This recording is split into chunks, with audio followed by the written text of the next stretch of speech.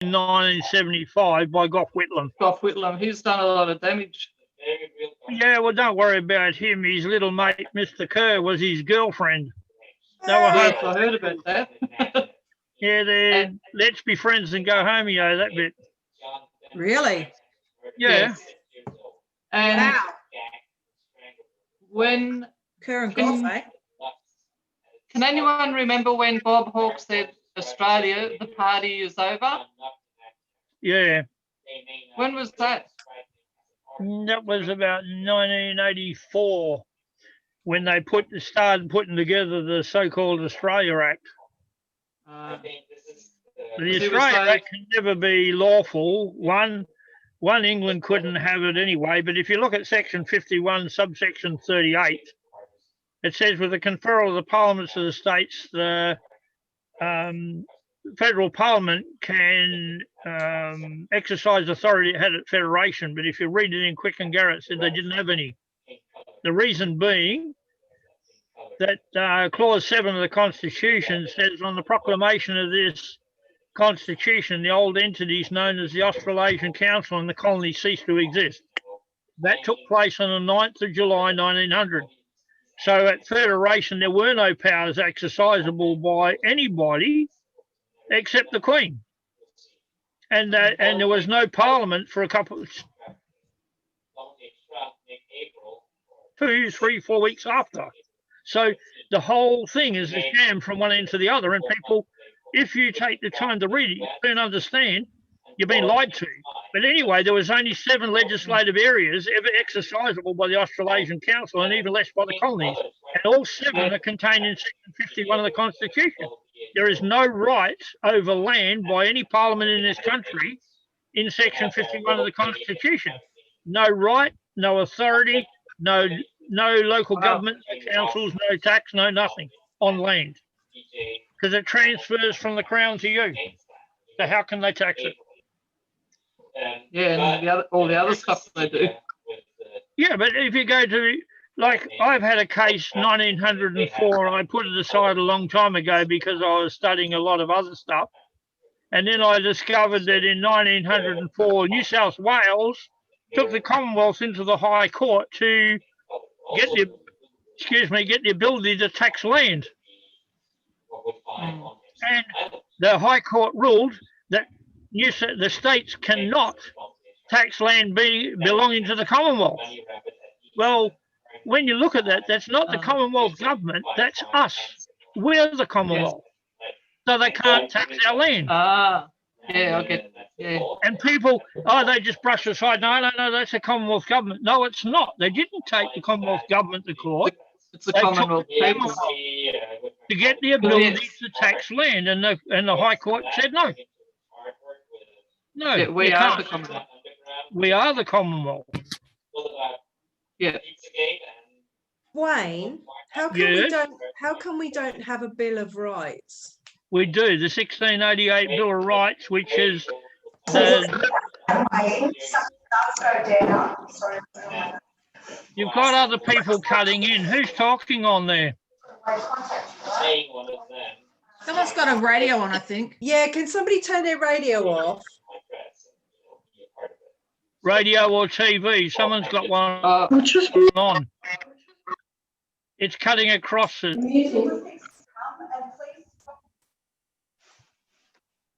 That's better. It's off. Yeah. Yeah. So tell me about the Bill of Rights, because I was listening to something the other day, and I can't remember what it was, but they said, "Oh, we don't have a Bill of Rights," and I was like, "Oh, don't we?" So yes, please, could you? Good. Yes, we do. If you look at HCA 44 of 2010, the full bench of the High Court, Chief Justice French stated that the 1688 Bill of Rights and habeas corpus and all other common law is law in this country. And that's under Clause 5 of the Constitution anyway. Cool. Who's Nigel March? Yep, Nigel, you know Nigel. Section 5. Clause 5. 5. Yeah. You find the clauses at the beginning of the Constitution. There's 9 of them. Clause 5. Go to section 1 in the Constitution and look before it. You've got 9 clauses.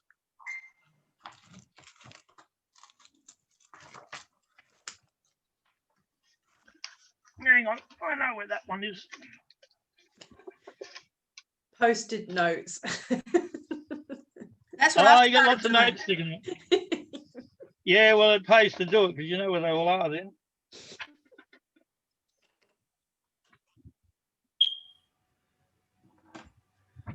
Hi, everyone. Hello. All right, go to page George. Hi, George. How you doing? 262. 262. Of the red book. Yep. 262. Yeah, they should give you your 9 clauses. They're there.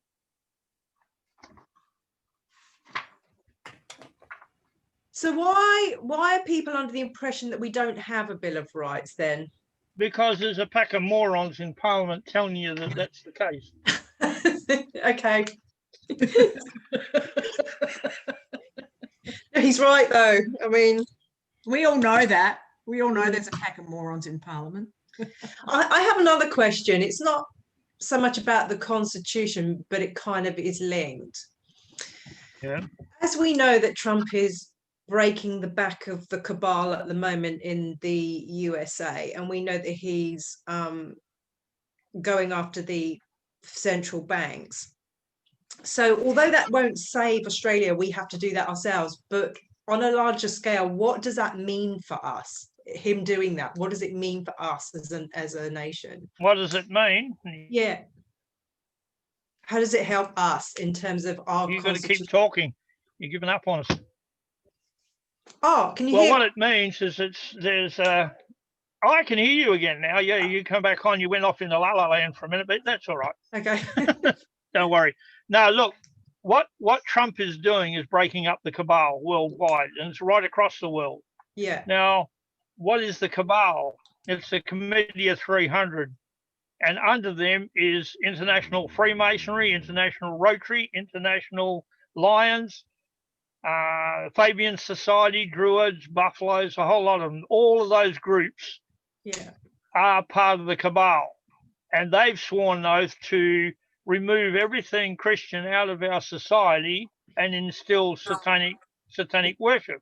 Yeah. Now, this is not a case of being religious. It's a case of what they're doing, using their religion, which is Satanism, because they want to start a new world order under the control of the Jesuits, who are under the direct control of the Committee of 300. Yeah. Now, some say the Queen's part of it. There's no evidence ever being put up there. But as I say to people, regardless of what you think of the Queen, she is the reigning monarch. Yeah. She is there to protect us. If she chooses not to do so, that's not our problem. We still use the authority of the Crown, because the Crown in British law is God. And she's only the representative of God. If she's not representing him, it's up to the British Parliament to bring her to justice through the House of Lords, which is Lords spiritual and Lords temporal, which is equal parts Christian and non-Christian. Yeah, well, that's right. We discussed that last week, I remember. Yeah, you need to go back into there. You need also to go into Hansard, 1890 to 1900. I've got quite a bit. I do read it into my videos every now and again, because then you find out that the sovereignty and the supremacy the Parliament enjoyed prior to Federation was removed totally and vested in the Commonwealth being the people at Federation. And that's clear in Hansard, 1891 to 98. And then you find that they removed the right to change the state constitutions. Queen Victoria went ahead on top of that and put the original state constitutions for every state in place with a letters patent. That took place on the 29th of October 1900. Now, once that was cemented in place, you go to 6.1.9 of the Statute of Monopolies, which is imperial law in this country, under Clause 5 again. And that states only the monarch can change a letters patent. Only the monarch, and none of them have done it. So it's all lies what's going on. But if you haven't read Hansard or you haven't gone in and read the Statute of Monopolies, I wondered why the political parties spent so many times, I think 9 or 11 times, they tried to knock out the Statute of Monopolies. But when they do, they knock out the police, they knock out politicians, they knock out judges, magistrates, a whole lot. Now, because that's their authority to exist, and they wanted to put it in under an Australian law instead of the Statute of Monopolies, take us out from under imperial law, and they can't. See, all imperial law applies in this country under Clause 5, subject to our Constitution, because we're sovereign and supreme. If you look at page 676, it says the Parliament is not supreme, and the very essence of federation is that that must be so. The Parliament, like everybody else, is subject to the law and must abide by it. That's the last 2 lines on page 676. And if you look at halfway through the last paragraph on page 791, it says neither the federal nor the state parliament are sovereign bodies. They're only legislatures with limited authority. Now, do you understand what a legislature is? Most people don't. That's what I try to bring out in the lectures. I started on that one in Leadable. On Thursday night, I'll open that right up because people have to, I'm going to have the headings, the government versus the government, which creates the government. Yeah. Now, that might sound confusing, but you've got to know that we are the government, we the people, because it says we the people together in one indissoluble federation, being the Commonwealth of Australia. We the people, not we the Parliament. The Parliament are nothing but a pack of crooks. They're there to serve us. Like it or lump it, that's the law. So the Parliament is the actual physical body of people? No, the Parliament is our representatives. But if you go to page 701, it has a diagram on there. It says the Commonwealth, quasi-sovereign. That's us. Yep. The reason we're quasi-sovereign because we vested our sovereignty in our constitution to reign supreme over the parliaments. Now, when you look at the federal parliament, it says the executive, the legislature, and the judicature. The executive is the Governor General, who selects 10 from the lower house, 8 from the upper. They hold all the portfolios, not this so-called cabinet garbage. That's a lie. That's a fraud. Political party crap. Now, the cabinet is always the executive council, which sits under the Governor General at federal level, the state governors at state level. They put legislation together. It then goes to the House of Representatives at federal level. They pass it, it goes to the Senate. If it complies with the Constitution, they give it back to the Governor General, who signs on behalf of the Crown. And once he signs it, that's providing it doesn't have to be reserved to Her Majesty's signature. Then he can't. He's got to bind it over. She's got 12 months to sign it or reject it. Now, if it complies, she signs it or the Governor General signs it, it's all compliant. That binds the Crown of England, which is God, the authority of God, to the overriding authority of the Constitution. It's bound by us, the people, because we're sovereign and supreme. And that's what they want to get rid of. They want to become sovereign and supreme, and they can't unless we allow them to. Have you got any questions in relation to that? Because the third tier of the federal parliament, it's not a government, it's a parliament. We're the government of Australia, we the people. Now, the third tier is your judicature, and that, by its very existence, has to be separate from the parliament. Now, they're trying to tell us that the courts have legislative authority. No, that's a nonsense, absolute nonsense. They are there as adjudicators between the law and the people in the case that's before them. The big con when you go to court, if you have a serious offence put on you, you go to court and they say you can have a trial with a jury. No, you can shove that. We want a trial by jury, which is the law. You understand the difference? Yeah. Trial with a jury means the jury sits there, blabs on, does nothing, and the judge doesn't have to pay any attention to them. But by a jury, the jury makes a decision, the jury issues a penalty, and it must be abided by. The judge is there as a foreman. Now, if you want proof of that, go to the Acta Habeas Corpus. It says no single judge can sit in judgment of anybody.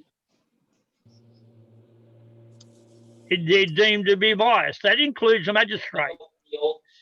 See, the thing is, you want to learn a lot in a short time. Well, you need to, and write this down, go to Cable versus the Director of Public Prosecutions. Cable, K-A-B-L-E. CLR 196. Where do you find that? CLR 189 of 1996. A reference to Commonwealth law reports. You can bring it up on the High Court website. It is a big case, but it says every single charge must be brought upon indictment. And when a charge is brought on indictment, you're entitled to a trial by jury, not with one, by jury. Section 80 of the Constitution says so. Yeah, I've read that. Wayne, is that a chapter 3 court? Is that what you're? Yeah. Yes, okay. There's only look, if you look at HCA 44 of 2006 and look up what Michael Kirby said, he said no reference can be made to any court in the Commonwealth of Australia except under the provisions of Chapter 3. Chapter 3 courts, the only courts we got. That's a fact. Yeah. Mm. So really, to understand the Constitution, you need to know a lot about previous cases. Would that be right? Well, no, that just cements it into your mind. You need to study the first 3 chapters, Chapter 1 and Chapter 2, which is your Parliament, your methods of elections.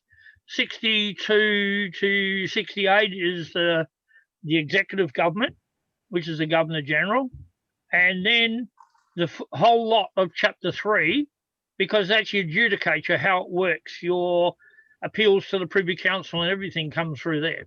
Section 73(5), I think it is. Yeah. Wayne, I struggle with the language. I'm not going to lie. When I read it, they may as well be saying banana, banana, banana. I struggle with the whole English with that. How do you get your head around the wording? You're a pom and you're going to get your head around the pommy language. Oh, that's a joke.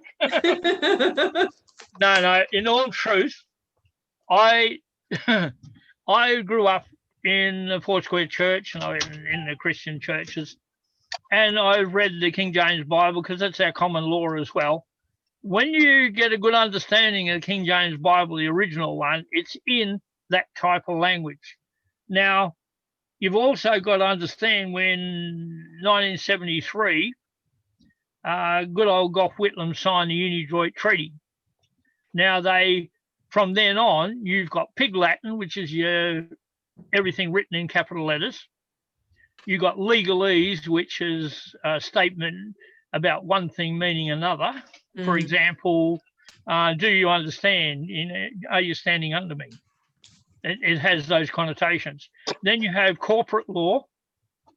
Then you have maritime law. And then you have our common law. So you've got 5 systems of law. Wow. So what I did, I took all the knowledge I could get, and which is a lot to learn. And I went before the court on the 23rd of June 2011 in front of Justice Corboy, and I kept needling the state solicitor every time he asked me a question. I said, are you asking the flesh and blood living soul, or are you asking the corporate fiction? And I said corporate fiction for a reason, because he got angrier and angrier, and then he turned around and blurted out, "You mean the legal fiction?" I said, "Thank you very much. I wanted you to say that. Now produce it to this court the written wet ink contract under the Corporations Act between that legal fiction and myself, the living, breathing man." He looked to the judge says, "Don't look at me. You did it. You sort that out." And he said, "There isn't one." I said, "Well, thank you very much. So you forced me to come to court today, and if I don't talk, you're going to hold me in contempt and I'll be placed under arrest." I didn't say that. I said, "Don't lie. Your piece of paper says exactly that." And Corboy said, "Well, I won't be arresting you." I said, "I didn't ask you. This person here has come to the court." Well, you got to get mouthy with them, because, come on, you stupid mouse. You got to get mouthy with them because they're egotistical pigheads. So I got him wound up and I said, "So you made me do it." And in the end, he conceded, yes, he did. I said, "Well, that's nice, because from now on, I'm the advocate for that legal fiction. So how are you going to deal with me in this court?" And the judge says, "We're not." I said, "Thank you. Now we're on the same page. You've got a legal fiction, you've got me, the living, breathing man. So from now on, you don't call me anything except for Wayne." "Why that?" I said, "Because you can't call me anything else. That's my name." Well, when I went to court here last year with the council, the magistrate says, "Mr. Glue." I said, "That's not me." And he said, "I can call you Mr. Glue." I said, "No, you can't. Your homosexual laws prohibit that. That's a gender defining statement, mister. And I'm not mister. My name is Wayne. So you will address me as Wayne. Yeah, no. Otherwise, you can go to jail for up to 12 years. So you work it out." So he did. He called me Wayne. You've got to stand up to them. But what I've been working on the last few weeks and thinking about, when we go to court, we should say, "We are part of the Commonwealth. And my name is Wayne Kenneth Glue. I'm a living, breathing man." You've got them. Because they are a registered company. That registered company can't deal with the Commonwealth and a living, breathing man, because under the Corporations Act and the Sunken Land Act, you're a gender neutral person under the water, and you have no rights. You're not even alive. You're actually dead before the court, and can't, no matter what you say, it has no value in law. So if you claim to be part of the Commonwealth and a living, breathing man or woman, you've got them buggered. They can't deal with you. Right. So that's why they're doing a lot of the gender, UN gender stuff. Yes, because they cannot assign a gender to you. You go read that Homosexual Act, that's exactly what it says. You can be whatever gender you want. Well, that's nice. Right this minute, I think I'm a male or a female or a cross-dresser or whatever. So what am I? I don't have to tell you. There's nowhere in that act says I have to. But I'm the only one that can align my gender. I choose to be a man. That's me. And last not what it I am one, says. so I guess that's right. That doesn't. Is it the date? Is that? No, that's the one. Wayne, That's not what that says. sorry, Wayne, does it matter if we, if you were to make such a statement in court, but then in your pocket you were carrying a driver's license and different identification that was basically connecting you to the corporate fiction? Does that override? No. I understand what the question, and I'll answer it this way. You were never told that driver's license was a legal fiction. So you went in there with full knowledge you were qualified by the receipt of that to drive a vehicle. Now, Section 92 of the Constitution gives you the right to travel. So you don't need a license to travel for anything except for commerce and trade. So I wouldn't even worry about that. My birth certificate is before 1952, so it doesn't have what yours is on yours. Mine's a little ancient like me. Anyway, apart from that, it works perfect. Your driver's license doesn't define you. They define you according to the license. They have no authority to do that. So what you're saying then is if they say, "Have you got a driver's license?" and you say, "Yes, but I wasn't told that was a legal fiction," but they insist that it's valid, you can actually then say, well, in that case, you're complicit to fraud. Well, you can do it that way, or you can turn around and say, well, I didn't fill the driver's license out. You did. Look at the papers I filled out and they're upper or lower case, which is usually the case. You don't type your name onto a form to get a driver's license, you write it on. Mm. Yeah. So you write it in upper and lower case. So you're not writing on a legal fiction. They're giving it to you as a legal fiction. So it's them that are committing the fraud. You can do it that way because, yes, it is a fraud. It's not you. Well, they argue, I'd have to read it. There's a load of different cases, but they said that wasn't the case. Well, it doesn't matter what they are because Wayne every was single... saying I don't need to pay you rates and all the rest of it. No, I understand what you're saying, but if you have a look in every case that's been before every court, Well, especially the lower court, that's another question to ask him, isn't it? Yeah, Nigel, well, if you're talking to Kim, we can hear you coming through to us. Oh, okay. they've all got the word quorum in front of their name. A quorum is an unelected judge, a person impersonating a judge who isn't one. Now, the Supreme Court Act of Western Australia says a quorum cannot sit in the Supreme Court, and it's full of them. So, really, you've got a bunch of lying traitors sitting in your courts. So you don't have any lawful courts. Since 1979, you haven't anyway, because none of the states are lawful. And the High Court is assembled under the High Court of Australia Corporations Act. So that's what Cullerton revealed in Parliament when he said that none of them have sworn the lawful oath.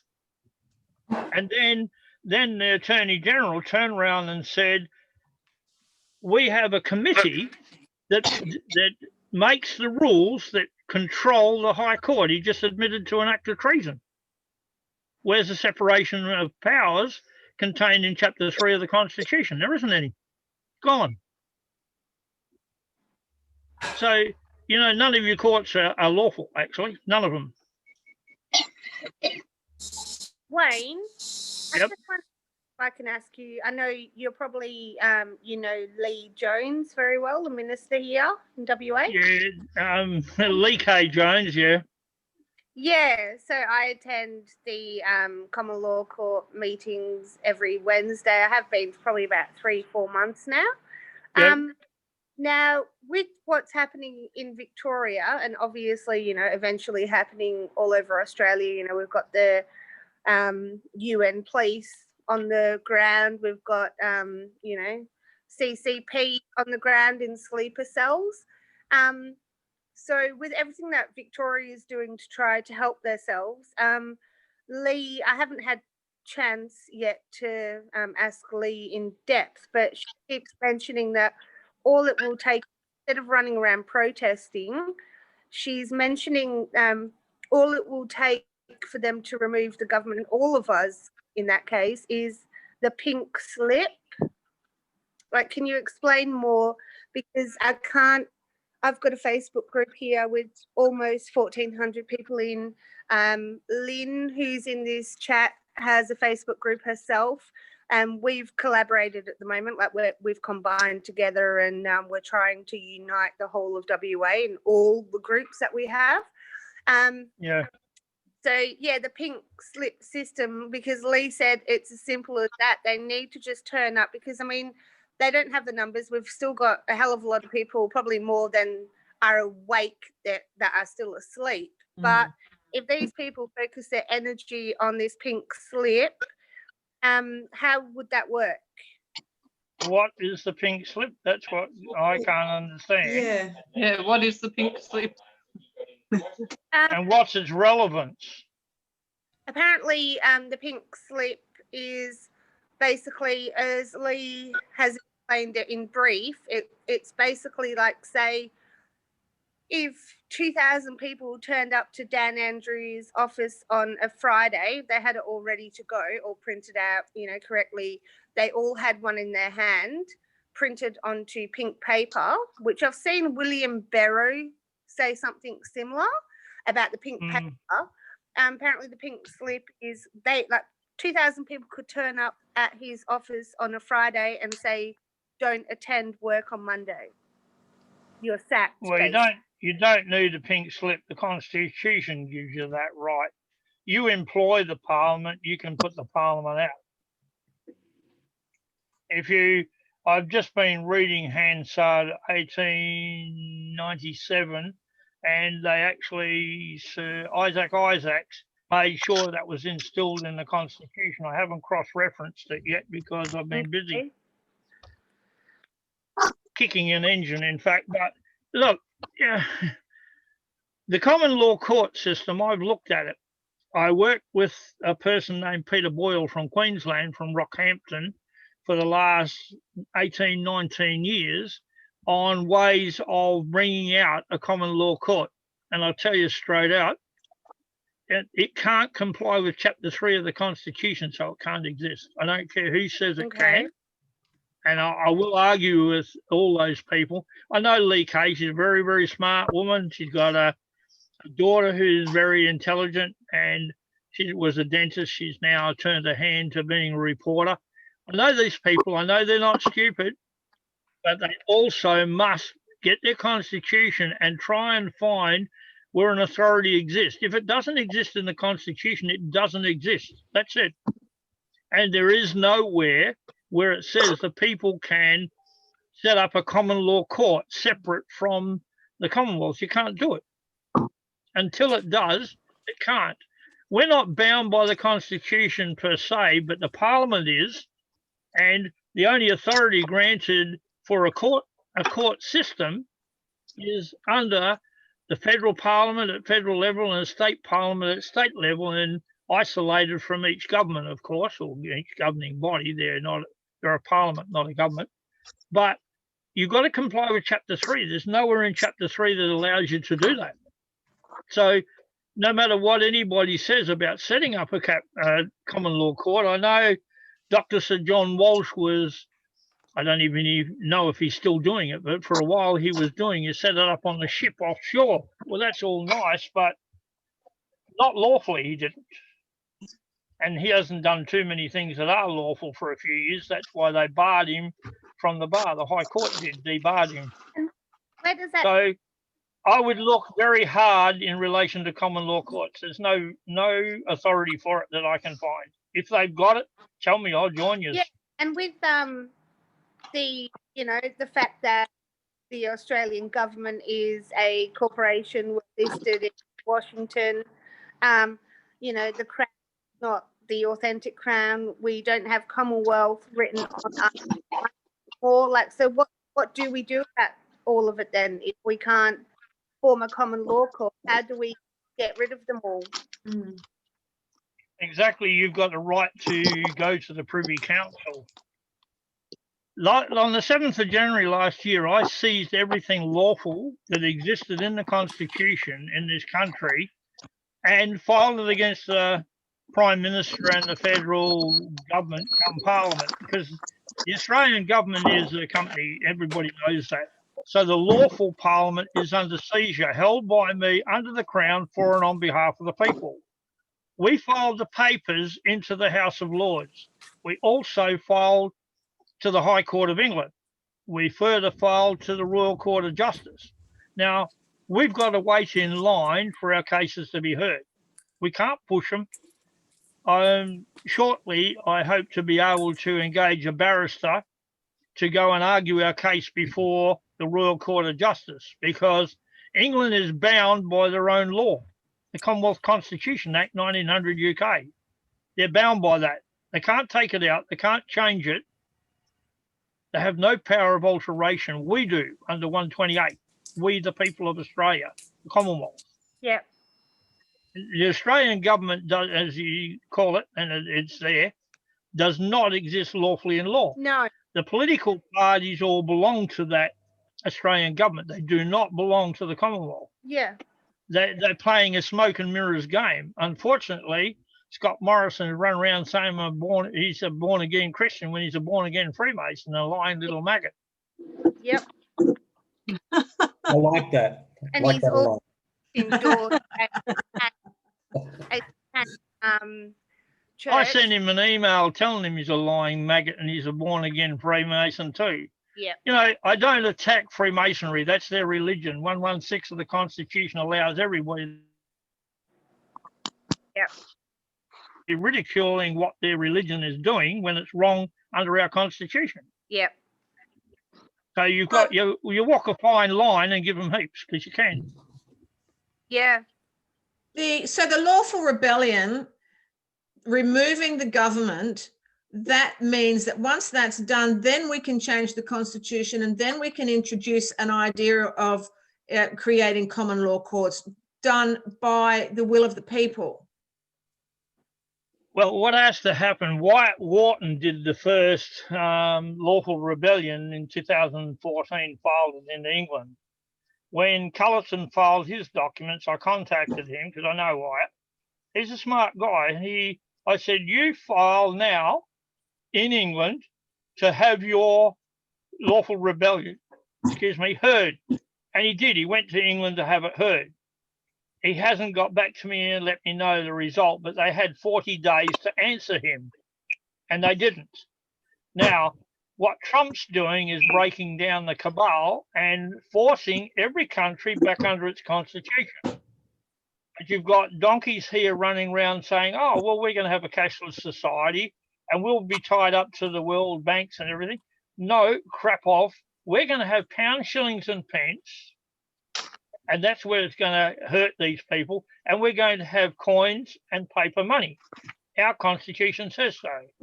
We, the people, are going to have a Commonwealth Bank, which belongs to us, we the people. We're going to have state banks, which belong to us, the people.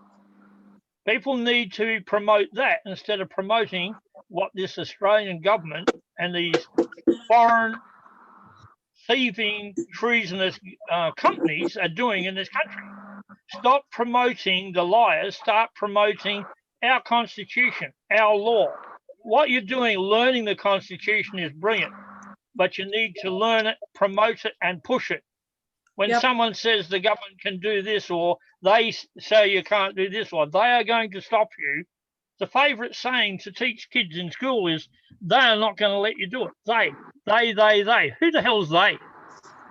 It should be we, the people, said, you will do this or get the hell out of our parliament. We need to stand up like that. I've been doing it for 28 years and I'm getting older. You people need to stand up, but you are doing it, and that's good. Yeah. So to promote the Constitution in that respect, you would quote various parts to people when a subject comes up. It's saying, well, according to the Constitution, this, according to the Constitution, that, and that would be the way that we promoted it, just bringing awareness back to the fact that we actually even have a Constitution. Yeah, well, that's right. What I proposed to Graham Jess was that to do that letter, we use a letter and we say, we the people who are the Commonwealth, or myself, when you put your full name, Wayne Kenneth Glue, living, breathing man, address, date of birth, are a subject of the Queen, and this is the oath that I adhere to. You don't have to take it, adhere to it.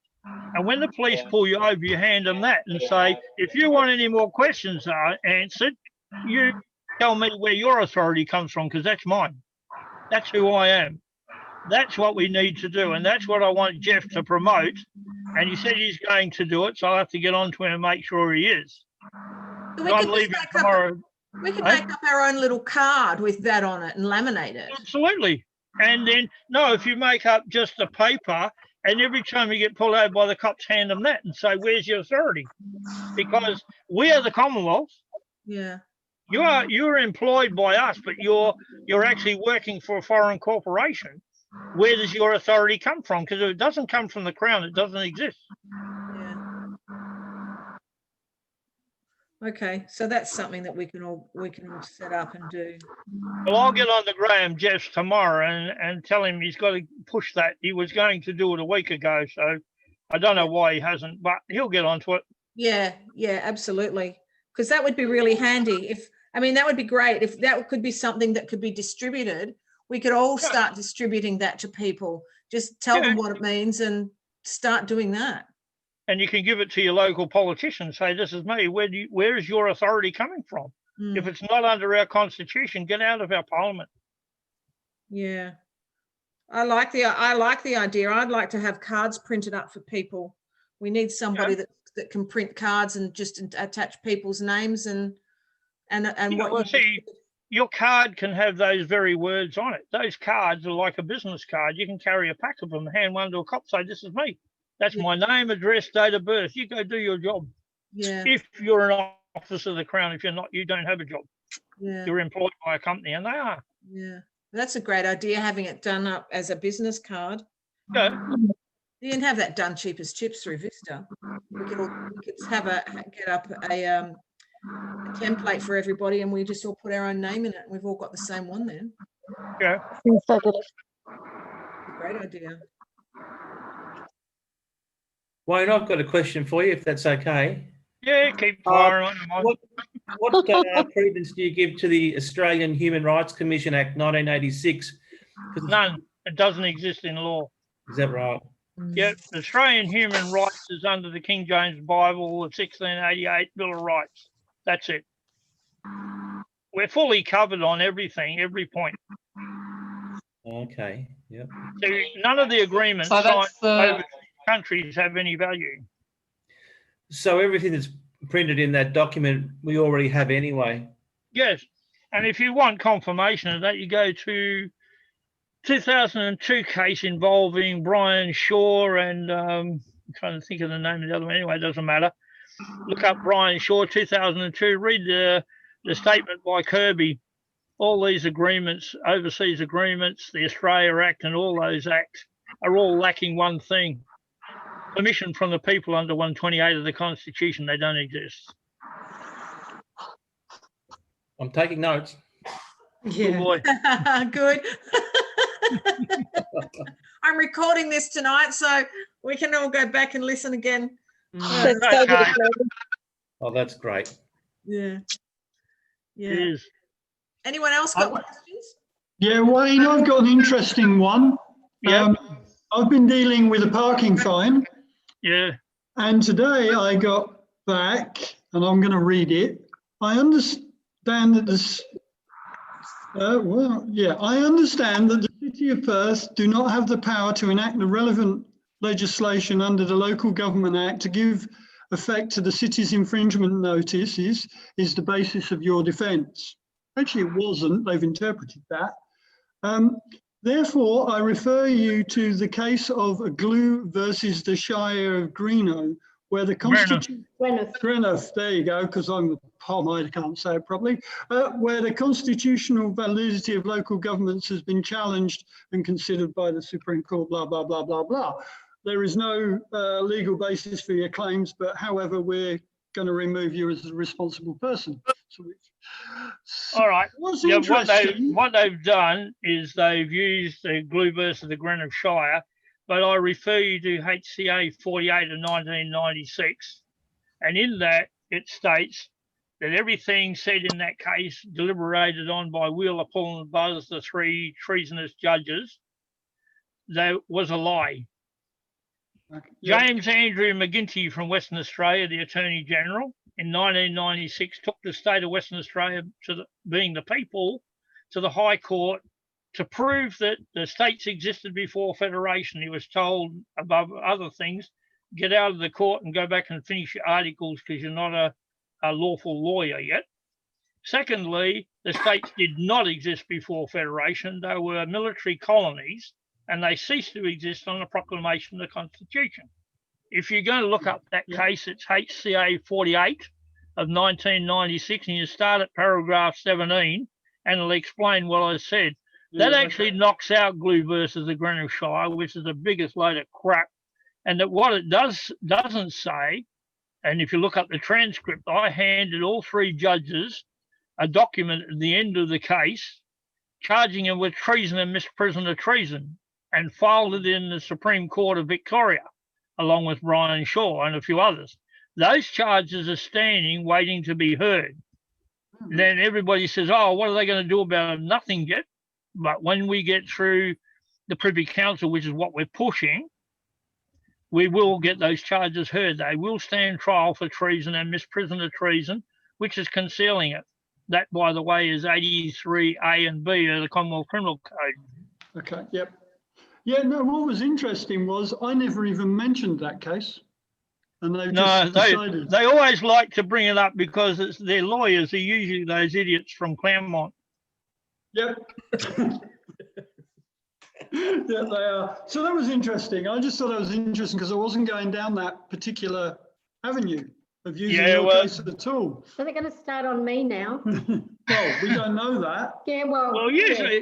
usually what I do, people ring up and say, I've got a parking ticket or a speeding ticket. I said, did you park incorrectly? Yes, and pay it. Did you speed? Yes, we'll pay it. Stop speeding. Stop parking illegally. There are laws for good governance. I mean, they're made by local government or councils, whatever you like to call them, treasonous companies. I mean, HCA 11 of 2015, a Queensland case, said if you've got an ABN number and you provide services for money, you're a trading company, and a trading company can never be considered an office of the Crown, and that's in Sydney City Council versus Reid, 1998, and that was Kirby said that too. But when you go back to that, they're trading companies. They have no authority, and nobody can empower them. Yeah. No, I just thought it was interesting. And I've had a quick look at that case and I kind of went, oh, that sounds interesting where you're going from. Not that I've read it all completely because I only got this like half an hour ago. I don't need to read it. I memorize all those things. Well, I hadn't read Maria's case. But anyway, that was interesting that they referred to you when I hadn't even mentioned your name. But they love me. They love to hate me is more to the point. Yeah. All right. Anyone else got a question? Yeah, Wayne, what's your thoughts? You mentioned Rod Cullerton earlier and some of the press releases from the Great Australian Party have talked about their kind of partnering with the original Sovereign Tribal Federation, the OSTF, and their kind of movement saying that tribal law supersedes all law because it was first in time on this land. Well, actually, that's a load of crap. But anyway, yes, we had this discussion, Cullerton and I. Tribal law didn't exist prior to then. In Western Australia alone, there was 83 tribes.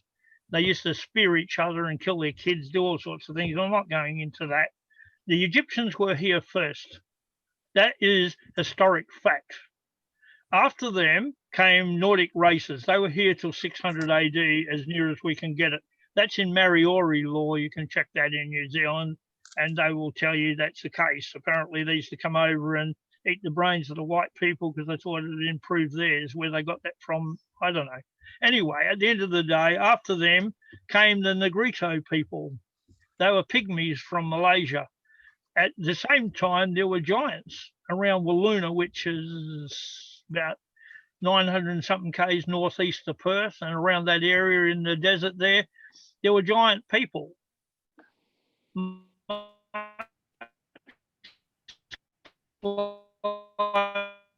What they're finding overseas now, the originals come from the island of Badu off the coast of New Guinea in the Torres Strait. So they can say what they like. I don't care. I work with a lot of Aboriginal people. I have a lot of friends that are. They all know this to be true. And this group, and look who it is, the nice little person who says he's an Aboriginal looks more like a white person than I do. Anyway, I'm not going to argue with him either. We've locked horns several times. But as for the Gap and Cullerton, we parted company on amicable terms. I was misled and deceived into believing their political party wasn't registered because that falls foul of Section 44 of the Constitution. The second I found out, I removed myself from there. I told them I'm not running with them anymore. And the reason being, I have principles that I stick to, which is the law and the Constitution, and I will not bend it at all for any person. So as far as the Gap Party goes, I don't care what they do or say. While they're operating under an ABN number, they're no better than Liberal, Labor, National and Greens. They're falling foul of section 44 of the Constitution. Says if you work for a company of more than 25 people, you're incapable of sitting in the parliament. So they work for that company now. They're incapable of sitting. I will not sit with them and I'll have nothing to do with them. If they want information in relation to the Constitution, I'll give it to them, but that's it. Yes, can I help you? Yeah, I've got a question on that with regards to if we look at Ricardo Bossi. I mean, he's probably incorporated as well. And if we then look at Trump, who is also incorporated, my understanding is that they come in incorporated, they marched in the front door as a takeover, but the goal is to disband that whole thing and come back to the Constitution. But to be able to gain the power, it's like, yeah, a march in the front door. I'd love to hear your thoughts on that, Wayne. Well, in relation to Trump and them, they don't come under Australian law and they're not in our parliament. But our parliament, our Constitution is very, very clear. And they push section 44 when they use that Sue versus Hill case, which is a load of crap. You emigrate from everywhere in the United Kingdom to this country. You immigrate from outside. But when you emigrate, as an alien, you are naturalised into being a British subject. Now, that takes care of that part of section 44. The treason part, they're attainted of treason because we've openly accused them. Brian Shaw, myself, and 28 other people did in 2008, formally. Now, all of that goes against them, but to commit a crime, to go into Parliament to correct a crime, it's an oxymoron. Mm. But certainly, surely... I said to him, I will not take part because... Surely what? Oh, sorry. I understand what you're saying, but you can't register as a company knowing that it's unlawful, and then it's not a company. It's talking about a political party or a company involved with political issues. Yeah, now, if it's a company of more than 25 people, and they're 500. The second they get over 25, they can't sit. They're incapable of sitting. Now, that's my belief. If I'm incorrect, show me where I'm wrong. I'm not talking to you. That's why I said to Culleton, show me where I'm wrong. No, but I'm not. He said what you said. He's only using it to get into Parliament. I said, yeah, but, you can get in a Nazi suit and during the Second World War, get into the camp and kick all the people out there and get shot or shoot them, whatever you did. It's a crime. It's a serious crime. It's treason. It's at least 20 years imprisonment. You can't commit a crime to stop a crime. If you, as I said to Culleton, if you join up as an association without an ABN and ACN, you can do exactly what you're doing now. And he said, I'm not interested. I said, well, that's fine. That's why I won't join with him, not because he's explicitly a company, because he won't look at an alternative, and there is one. Under the Imperial Associations Act, which is what my foundations are set at, you can have a group, unincorporated group in the private. Now, and I said to him, you've got the money, file immediately against the AEC into the High Court as an unconstitutional company operating unconstitutional, treasonous elections. As an association, he'll win if he does that, but he doesn't want to. He's working with a bloke who thinks you can't argue a case. You've got to suggest to them that they could be wrong. And I told him he's a nutcase, and he is a nutcase. That's not Rod. This is the guy who said it. He's a nut. You can't suggest. You prosecute. You argue, and a prosecution is an argument. I'm qualified to prosecute. I passed all my exams in the police force.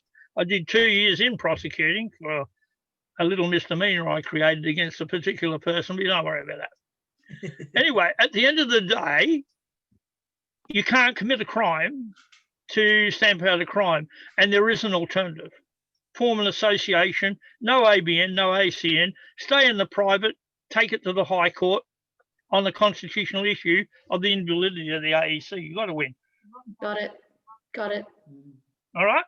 Yeah. It's a simple way of doing it inside the law, and I suggest he does it. I'm having a meeting with some of these people over the weekend to discuss exactly that, and hopefully they'll see the light and do it anyway. But I don't see running around in a bus with a little sign of the Gap on it and a huge big face of Rod Cullison is the right way to go either. He's not a film star. I'm sorry, you know, I don't promote myself. I promote the Constitution. If that puts me out there amongst people and gives me the ability to talk to people, fantastic. If people think I'm promoting myself, I'm not. If you find something I say incorrect, tell me, I'll research it and come back and tell you I'm wrong. But these people won't. They push their ideas and their agendas. I won't be part of it. I have principles I set as a young kid, and I've stuck to them all my life. Honesty first, truth first. That's it. Yep. You've got to be true to yourself. Yep. Wayne, Yes. I know flyers floating around, but obviously, like everyone at the moment, we're all in sensory overload. So where are you going to be in Joondalup on Thursday night? C3 Church, it's off Hodges Drive, which runs on to Joondalup Drive. Hodges, oh yeah, so it's in the industrial area near Transperth? Yes, actually it leads up to Transperth. There's a big row of churches there. C3 is, I think, is the end one, north end one.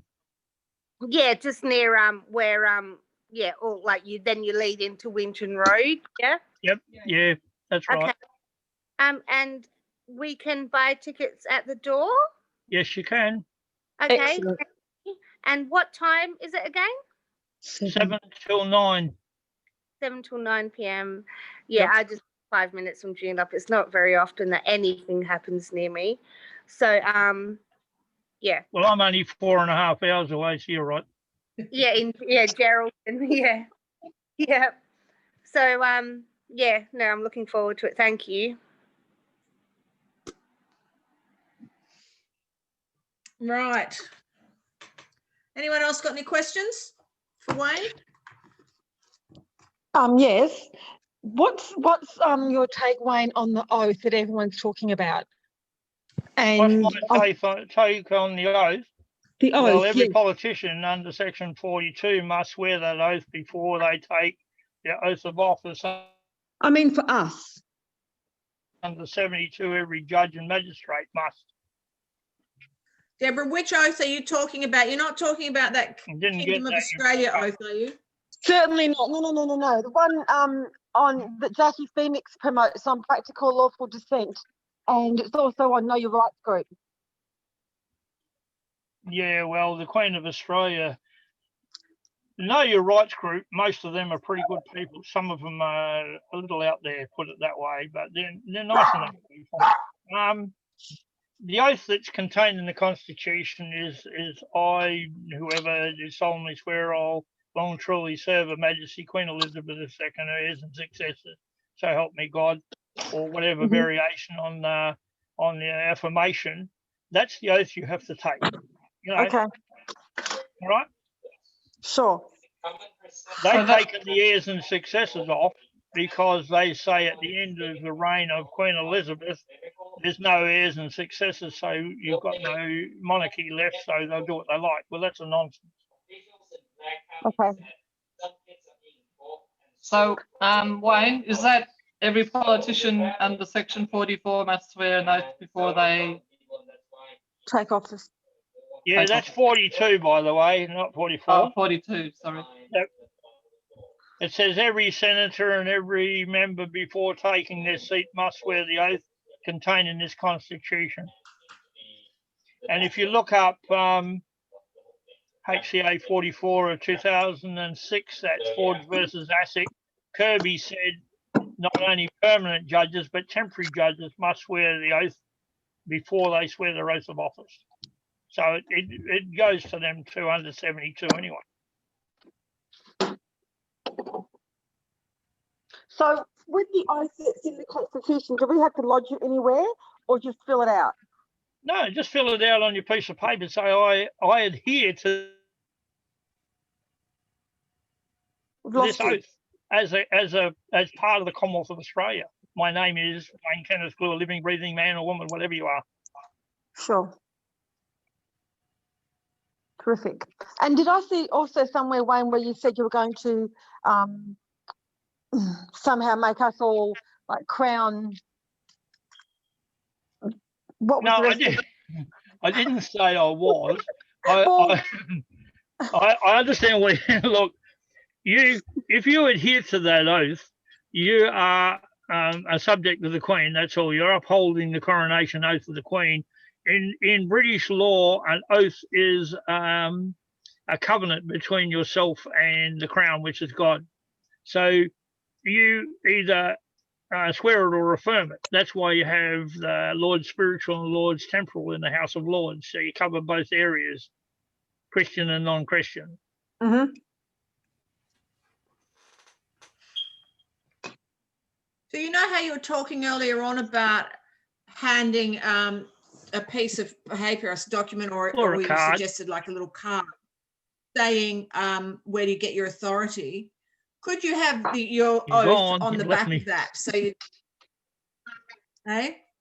Yeah, you can just get like a business card. We just got some made up. They're not very dear. So you can put that, I adhere to this oath of the Constitution on one side, and on the other side, I am Commonwealth Amanda, living, breathing woman. Where do you get your authority? You put your name and your address and your date of birth. They're going to ask for it under their bulldust laws. If you don't give that, they're going to slam dunk you and do what they've been doing to people, which I'm disgusted in. I was a cop for 17 years. If I saw a cop do that, I'd pull out my baton and beat the crap out of him. You don't do that to people. Yeah. Especially to an old lady, the dirty, filthy dog, you don't do that. Sorry, dog, I didn't mean that. Yeah. Yeah. It's disgusting to do that, you know. That's why I got up that deputy commissioner. He thought it was pretty good that you could handcuff a pregnant woman. You pack of wimps. Yeah. And there was another one in Altona Beach. Yeah. The old lady, the one the other day. The pregnant woman. He didn't give her name and address. What a heinous crime. You maggots.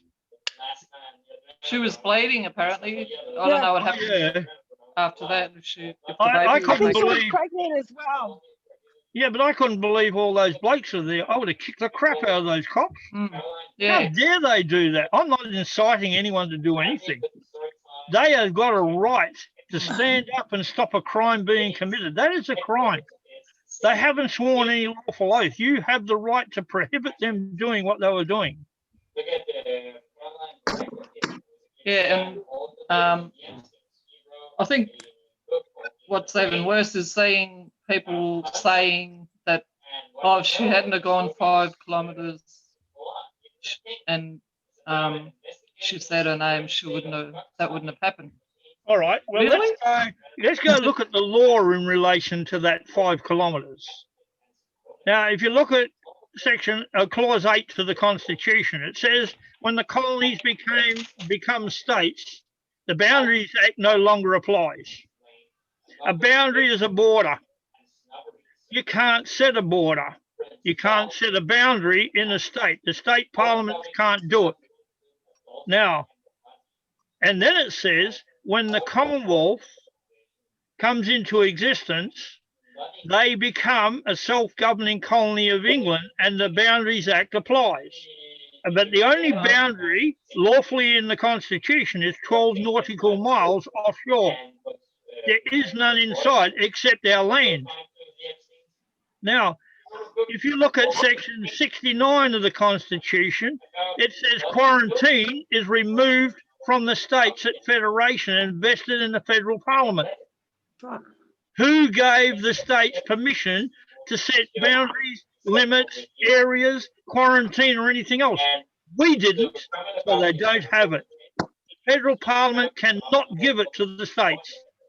If they can show me in the Constitution, I'll show you where it says I can't.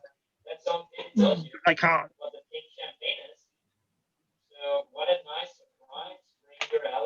That's interesting, isn't it? Well, they can't set boundaries, they can't set borders because they can't have a hard border. This idiot we got here for Premier, he's a total loser. He comes from New South Wales, we should stick a rocket up his butt and send him back again. He's an idiot. But at the end of the day, Section 69 says the states can't have quarantine. They can't have it. No means no. What's wrong with these idiots? They can't figure that.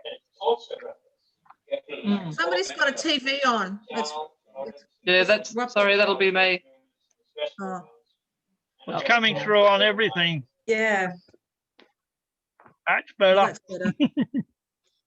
Wayne, you touched on the police there a little bit. Given these parliaments and everything are making decisions which are, aren't in line with the Constitution, and then they've got their enforcers like the police going and backing it up, and everyone thinking they're doing the right thing. What do you see the solution to helping get around this? Because if the police are going to keep doing what they want to do, we obviously need some kind of enforcement arm to be able to roll back in under the Constitution. So how does that part work? That part works by forcing the police to go back under the direct control of the governors of the states at state level, and the Commonwealth Police under the Governor General at federal level in accordance with the law. And that's the statute of monopolies, by the way. So the police are not police, they are thugs, and rightly appointed by people as being thugs and enforcers. To operate correctly, they must operate under the authority of the Governor of the states, and the Governor of the states must operate by telling the police to arrest the Parliament when it's incorrect. Now, that is a huge job to do, and I refer you back to what we're doing in England because there's no other way. Okay, it seems like it sort of underpins a lot of the solution from what I can think of. Yeah, because as long as they run around and threaten people, the people are going to be scared and they don't want to do anything. Right? I see you're fairly young, and I think that's a good idea that people around your age group come on board with everybody and start pushing it, because there's a huge amount of authority granted by Magna Carta and our Constitution, and they can't change that. Doesn't matter what they say. I've heard all the dribble about they can pass laws against imperial law. No, they can't. No, they can't. It stands subject to the Constitution. So to see you blokes coming on board is really good. Keep it up. Is there anywhere in the Constitution that says we have the right to bear arms? No, it's in Magna Carta, Section 3, I believe. Okay. You have the right to use a weapon for your defence, defence of your wife, defence of your children, defence of your property. And they're trying to say there weren't any guns around then. Yeah, right. Who cares? So we can use swords and go and chop them up with a sword, or use a crossbow, because they were around. And a crossbow is much more deadly than a gun. So I'm not saying we should go around sort of like, mullering people, but do you think things would have been different if we had arms?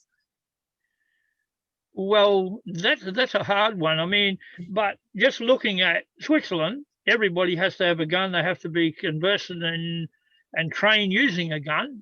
And what do they have? Zero breaking and entering. Yeah. So it stands. I don't condone violence. I know the end result.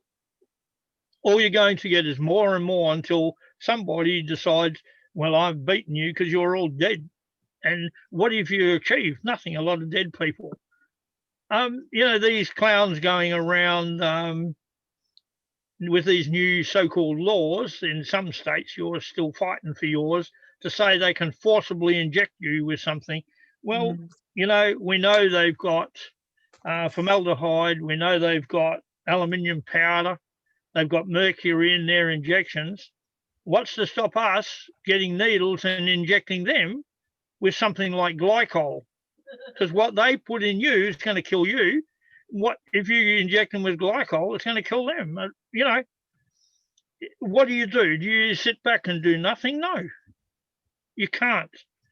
But the Australian way is to fight for what we want, fight for freedom, but do it in such a way that they will backpedal. If they think they're going to turn up at someone's house and a group of people are going to be there with hypodermic needles and going to inject a bit of glycol into their body, which is going to rot them out and kill them, and it can't be removed, they will get the picture that their mercury, their aluminium powder, and their formaldehyde is doing the same thing to us. So you've got a right to defend yourself. How you want to go about it, I'm not going to say, but, you know, it'll get to a stage, if you try that, they'll use violence against you. They'll just walk out and shoot you. So you've got to be very careful what you think of and suggest. I mean, it sounds all promising to go and inject them with some glycol if they do that to you, and it would work. They wouldn't come back for a second dish. But are you right? Are they right? No, we're all wrong. We've got to stop this. We've got to get rid of the nonsense at the top and make them follow the will of the people, which is what they're there for. How can you represent the people if you're not? How can you serve the people if you're not? You're serving your political party. You're representing your own ideals, socialism, dictatorial system of government. Yeah, and Satanism and all the rest of the garbage they pour out from all their different religions. They're allowed their religions. They're just not allowed to inflict them on us. And that's what you got to look at. It might sound hard, but I mean, they have rights too. They have a right to follow their religion. They have no right to use it against us. They only have the right to adhere to our Constitution. That's our law. We're sovereign, we're supreme, and they must follow it. Wayne, there's a theory that if you write on your ballot paper when you're voting, no suitable candidates, if enough people did that, they would dismiss the parliament. Do you think that's actually true? That's a nonsense. Nonsense. Because all they do is they give those, they're informal and they give them to the biggest party. You've got to get rid of the AEC, their act and them as a group. They live in a paddock in southeastern Victoria near Lakes Entrance. Look them up on ASIC. The address is there. There's nothing in the paddock. You know, all it needs is for people to do a class action and pay a lawyer. No, forget the lawyers. They're paid liars. Get somebody with a brain to go and file into the High Court on a constitutional issue, that being breaches of Section 7 through 23 of the Constitution, the system of voting in this country. So apart from that, what are you going to do? You can't get violent with them. They're going to turn on you and they'll win. They've got more guns than you have. And they've got bigger cars and they'll run you over. Look, I've looked at every aspect of what you can do, other than drag them into the High Court. If the High Court won't deal with it, you can file a Form 3 and bounce it straight into the Privy Council. The Privy Council now is part of the High Court of England. You can go online, you can look up their papers, you can fill them out, you can file them, but then your class action starts to get a little expensive. And I mean, if there's a lot of views in it, you can afford it to get a barrister to argue your case in England, because, and you don't argue it against Australian law. You argue what the company known as the Australian government is doing to one of Her Majesty's realms as established under the Commonwealth Constitution Act 1900 UK, which is how we do it. You cannot argue Australian law in England. You've got to argue breaches of the Constitution by Australian law. There's a difference, and you've got to look at that and work it out.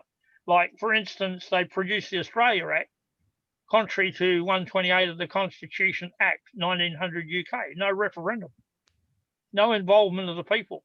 It's gone. What was that for? What was that for? Australia Act. Oh, yes. They got an Australia Act UK, but the Australia Act UK, when it was up for debate in the British Parliament, said this issue must go back to the people of Australia under Section 128 of our Act. Our Act. It's the British Act that they breached, and that's when you go to England, you've got to do it. We're a self-governing colony of England, but whatever takes place here, whether our laws are lawful or not, the fact that they're not being dealt with under the Constitution is irrelevant to them. I mean, there's people gone to the International Court and been told, go back to your country because you're a colony of England. Go to England. You can't go from Australia to England because any law passed allegedly pursuant to our Constitution binds the Crown. So how do you overturn that law? In the Privy Council. That's why we've got that access. And by the way, that can't be removed. The Act is Victoria 28 and 29, which gives us unfettered access to the Privy Council, regardless of what the Parliament says. So we can go, whether they like it or not. Lovely. Good to know. But I know you were frustrated, but I think what we're doing here tonight is learning. I think that's the answer for more and more people to learn. Well, I cease to be frustrated when I find out how many people are learning. I've never been frustrated per se. I mean, I get in the court and I stand up and argue with the judges. I push them to the brink of threatening me with contempt, and I get back and then say, you're sitting in contempt. You're in contempt of our Constitution. That's the worst contempt than I could ever do. Contempt is an arrogant disregard for the authority and procedure of the court. The authority is the Constitution, the procedure is Chapter 3. Lane versus Morrison, HCA 29 of 2009. French said that, Chief Justice French. So you've got to memorize some of these things. I know I keep saying that, but I know the impossibility of doing that. I mean, I'm blessed with a good brain or a good memory more than anything, and the ability to recall it. And I try to teach people. I've got a few people I'm actually teaching in the quiet, and they're learning very, very quick. And I don't know whether they'll be able to recall as quick as me. I hope so eventually. But everybody's got a brain. It's like any other part of your body, you keep exercising it, it will take in a hell of a lot more than you really think you are capable of. And you can. I mean, you read it, and I see, Karen, you've got a bit of a problem with the terminology of the language, but there is no other way to put the Constitution. It is. That's why I do these videos, because I try to put it as near as I can to everyday language. And as long as I can, I'll keep doing them. But I also got to have a life of my own as well, which I don't at present. And, but whatever I can do, I'll do. And hopefully other people will come after me who'll keep pushing it. We need this in our schools. We need to be taught, not by the professors in the uni, because 90% of them are thick as a brick. They only learnt what they've been told to learn, which is a curriculum of government nonsense. Yeah, it's government policy, which is government nonsense anyway, because they're a parliament, not a government. But yeah, all right. Any other questions? Wayne, there's been, what, 7 or 8 alterations to the Constitution over the years? Yep. Are any of those valid, or are they just... All the ones that are valid. My email address, you got a biro? Got a keyboard. That'll do. Wayne Kenneth, all one word, lowercase, .glue@gmail.com. Send me an email request for a copy of the referendums, and I'll send you a copy that says approved or rejected. Okay. That was at hotmail.com, right? Aye? At hotmail.com, did he say? Yeah. Gmail.com. Gmail, sorry. Gotcha. Yep. I Okay. might get you to send that to me too, Wayne. Yeah. Okay. And I could send it out to everyone as well. Yeah. All Yeah, right. We'll just drop us we- a line. I don't know if I got your email. Yep. Yeah, get it out to as many people as possible, because you'll see how many times I tried to knock out the statute of monopolies. But Billy Hughes was a real doozy for doing that. He was a loony. But see, the Labor Party was started by the Fabian Society in 1896, but the Fabian Society goes back to the French Revolution, and Bolsheviks in Russia, they financed it all and created havoc across the world. They're a socialist satanic cult, but they're still a registered religion. So under 116, we can't attack them, but we certainly can denounce the way they're going about things and the things they're doing to our country. There's a fine line, and you stay on the correct side of it, you're fine. Scott Morrison and Fiona Patton have just, there's some paperwork on my page, Wayne. They've actually just endorsed a satanic ritual church. I think it's not Halloween. I think it's the 30th of October. They've given them permission to go ahead with a satanic ritual. I can find the paperwork. I can probably show you. And the C3 church you're talking about? No, I don't think so. No, this is Fiona Patton and Scott Morrison. Yeah, well, Scott, look, Halloween is a satanic ritual. It's also a significant annual event for satanic worship. People think it's harmless. Nothing's harmless. It has a consequence either way. Look, Yeah, I would never let my kids do it, but my ex-wife did. I don't agree with it, but, you know, Scott Morrison is a high-ranking Freemason. You can't get that high in the Liberal Party without being one. I reckon he's a born-again Freemason. He wants to claim anything else, yeah, then go and swear the lawful oath under the Crown. He can't swear it because he breaches his oath, his blood oath to Satan that he takes as a Freemason. Yeah, that's right. But what? They've endorsed a satanic cult. Basically, I think their ritual is about to take. I think it's not on the 31st of October. It's the 30th, which obviously has some significance. The day before. But yeah, that's the big thing at the moment. Is Scott Morrison has endorsed that and allowed it, and so has Fiona Patton. There's more letters. fool them, you know. Yeah. Well, they're donkeys. Why would you do such a thing? But anyway, you know, they're entitled to their religion. I always reiterate the fact that it doesn't matter what people are, what they do, they're entitled to their religion. That's why it's in our Constitution. There's quite a bit written on it. And if you go into Hansard of the late 90s, early to late 90s, you'll find out they debated that at great length. What the Hansard that's contained in the Red Constitution is only a minor part. There's some 100,000 documents which make up the Hansard of the Australasian Council from 1890 to 1900. There's a heck of a lot in relation to religion. Yeah. And the reasons why they put those sections in. But, I mean, the government's still trying to legislate against a religion anyway. Why? You know, they talk about the Constitution. Why not just comply with it? Because they want to wipe out the Christian ones and leave their own in. Yeah. That's why they made them all companies. 1996, they created the Anglican Catholic Church under the Anglican Catholic Corporations Act. Well, what about the Church of England? Where is it? It's now called the Anglican Church. It's now a company. And they made all churches and all charities companies. How can you turn God into a company? Literally, that's what they did, to break it down. Yeah. Yep.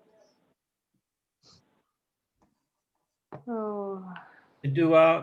Does the churches have to be corporations to get the tax-free status? No, they're tax-free anyway. God is not taxable, nor is the Commonwealth. No, they are the Commonwealth. Yeah. You can't. Look, I set up a foundation and it's in the private. All they've done by giving ABN numbers, put them into the public so the public get to scrutinise them. And there's donkeys come on here and they've got pictures of Joel Osteen or whatever his name is in his huge big church in America. What a waste of money. But those people in that church donated the money. And the people in all the churches in this country donate the money to the church for missionaries, for the sick, for the poor, for whatever. It's donated. The tax has been paid on it. So I say to all those people that want to ridicule churches, religions of any kind, All religions donate money to their ministers, pastors, imams, whatever they are. Shut your mouth, mind your own business, get your mind and mouth out of other people's religions. It's their beliefs, they're entitled to them. And if you want to give money to your religion, do so. It's not the government's business. It's not taxable because it's already taxed. Now, if you look at it, you can't tax the Commonwealth. We're the Commonwealth. You can't tax us. You can't. That's it. Now, that'll give them something to think about. Yeah, it all comes back to they just don't care and they just carry on. They being, you know, They ScoMo, be the vermin of the country, yeah. and they just continue to do what they want. That's correct, because all it takes for them to do what they want is us to do nothing, and they're literally doing it. Yeah. That said, I mean, even if we do something, I mean, like even if we put in my will letters and petitions and all the rest of it, they just ignore it. They Well, just a petition is a request. And your will letter they should abide by, but they're not going to abide by any because they want their way. They're like a bunch of spoilt brats who say, this is our way, or you're not having what you want. And if you don't do what we say, we fine you until you do. Or we charge you with some stupid little thing and hit you with that many court costs, send you broke. Yeah. But can you tell us why Graham needs 100,000 signatures on that lawful rebellion? What's the meaning of the 100,000 signatures? well, I'll answer that this way. Can you tell me? Because I don't know. Okay. I think it's just to have certain numbers. So he's got a big amount of clout through numbers. Right. So he can still go ahead with the lawful rebellion with 5,000 signatures. That's how I would view it. He's never discussed the number with me. I'm not. Well, you could do it with 500. What's the difference? You only need 7 people for a class action. So why the amount? I don't know. I honestly don't know. He hasn't discussed it with me, but I will bring it up with him. Yeah. I mean, I think a lot of groups like to have a large number of people, one, to give them credibility, and I can see that. Yeah. Yeah, if he tries to set up a party and he gives it an ABN number, I'm part of a company. We've got to stay out of that. We've got to go after them by doing a class action in the High Court, set aside the Electoral Act because it's wrong. It's wrong in law. Well, if he doesn't really need 100,000 people, then we need to do it now. Yes, you need 7 people to get with enough money to stand up and take the issue before the High Court and say, I want this issue dealt with. Yeah. I want that AEC removed because it's unconstitutional. It's their job. If they refuse, you go into their site, look up a Form 3, fill it out, it's application to remove it to the Privy Council. They're going to knock it back and then you go back and file it anyway because you've got a granted right under Victoria 28 and 29. If you read section 73.5 or 75.5, I'm not sure, read those 2 sections and it'll tell you your granted right. It's a granted right and they can't take that off you. Did you write that down, Karen? I just wrote down they're removing the AEC. That's all I pretty much wrote down. We need to remove them. You know, they're wrong, they're treasonous. And while they're there, you're never going to get a decent vote. And the last vote was a joke. So to get a group together and to pay for a barrister, do you know what that would cost? At least $150,000 to $200,000. Yeah. The way they work. So they work on pretty high $500-600 an hour. Whether they would do it any other way, they won't do it pro bono. There's no way. But see, there's a suitors fund. You need to look into it in your state because you can get your costs covered by the suitors fund. What's it called? Suitors fund. Suitors? Yeah, for people who can't afford it. But see, if you use a pensioner, an old age pensioner, not me, I don't get the pension or anything to do with the government. I'm off the radar with them. If you use a pensioner, there are no charges. but then it needs to be an appeal from an earlier court where you can file in your Supreme Court for a writ to block the Electoral Commission, and then because they're going to reject it, it'll be vexatious, malicious, abusive process or some other nonsensical statement. And then based on that decision, and it is a decision, even by a registrar, you file into the High Court on the constitutional issue of their inability to make that decision and the issue of the AEC existing under the Constitution. It doesn't. Do you know who Augustus Zimmerman is? I know Augusto Zimmerman. It's Augusto, not Augustus. Augusto. Could he do Yeah, it? he's a nice.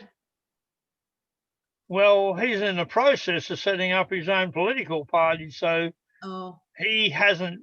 He'll try it. You give him a go, see if he'll do it. Yeah, because I think he's not. If he hasn't registered a political party yet, I just heard on the grapevine he is setting up one. How he's going to do it, I don't know, but you can contact him. Yeah, because we need to do it. We need to take action. There needs to be action taken. We can't keep talking about it because otherwise we're going to talk about it this time next The year. sooner we can do it, the better, because it'll stop all the elections in Australia. Yeah. And they need to be stopped until we go back under the Constitution and the elections are run state by state. See, my biggest argument against local government is the referendums are taken state by state, so not to offend, the laws of a state. Now, when that happened, we said no to the continuance of local government. Every state said. That was state by state. Under federal law, according to them, because they got one, but that federal law can't override the Constitution. So it wasn't a federal decision, it was a state decision. And we all, in every state, said no to the continuance and no to the establishment. Now, they're trying to say it failed, so it has no value against the Constitution. Yes, it does. It says they can't have it. If they've got it, it's gone. They're trying to say, oh, no, that was just so to the establishment. No, it was to the continuance. It already existed. It's unlawful. We said no. And no means no, so it shouldn't be there. Why is it there? Because they think they can get away with it by just saying, well, we're going to do it anyway. I won my court case. They still sold my property while it was in the court. This is what I mean. Like, they just don't care. They simply don't care. That doesn't matter about the will of the people. They do whatever they want. That's just until they push them over the edge. Yeah. One day they'll step too far and someone will step up and give them something between the eyes that's airborne, and that'll cause a big kerfuffle. God help us if that starts, because they will turn on us. Yeah, but why hasn't And that just like they ignore us, they'll turn on. Seeing that, Victoria. On you. So we need to do this, and going to Augusto Zimmerman might do. Okay, that's on our agenda then. There's so many, like, on a normal day in a normal world that's not 2020, like, there's so many, meth heads, psychopaths, bikies, everything. There's, we can go to a shopping center and come along, like, come across a loose cannon on any normal day. In 2020, like, where is everyone? Why haven't the psychopaths snapped? Like, why hasn't someone already done this? And where are the bikies? They've still got their guns. Where are, like, these people forming vigilante gangs to go and do that? And then, I just don't understand, I've spent my whole life with Jehovah's knocking at my door. Where are the Jehovah's this year coming with their pamphlets going, we told you he was coming. He's coming. Like, I just don't understand. There's just absolutely, why is everyone completely gone to ground? Because they're brain dead and deadened by the water they get out of the tap. It affects your brain and your ability to think correctly. I don't drink that crap water. I only drink rainwater, and that's it, clean water. Yeah, and people need to do that. These Jehovah's, for instance, have been drinking that same water the whole time they've been knocking on our doors with their family of 5. they've had that same water all along. Where are they? Where are they all? They walk around telling you, the Bible says, and I think it's John 8:32, you shall know the truth and the truth will set you free, and they wouldn't have a clue in hell what it means. Yeah, but then they always knock at your door and they're like, he's coming, he's coming, he's coming. And And say so as Father Christmas, but who cares? Well, not this year. Well, probably not. Look, everybody knows inevitably according to the Bible, Christ's coming back. Why are they there bashing your doors and pushing it down your neck? Because they're entitled to under their religion. So let's leave that little bit away. The bikies, I know quite a few of them, and they've gone from things they used to do to legitimate businesses. And you say they've got guns? I don't know. If they have, they're not using them. What are we going to do? Stand up?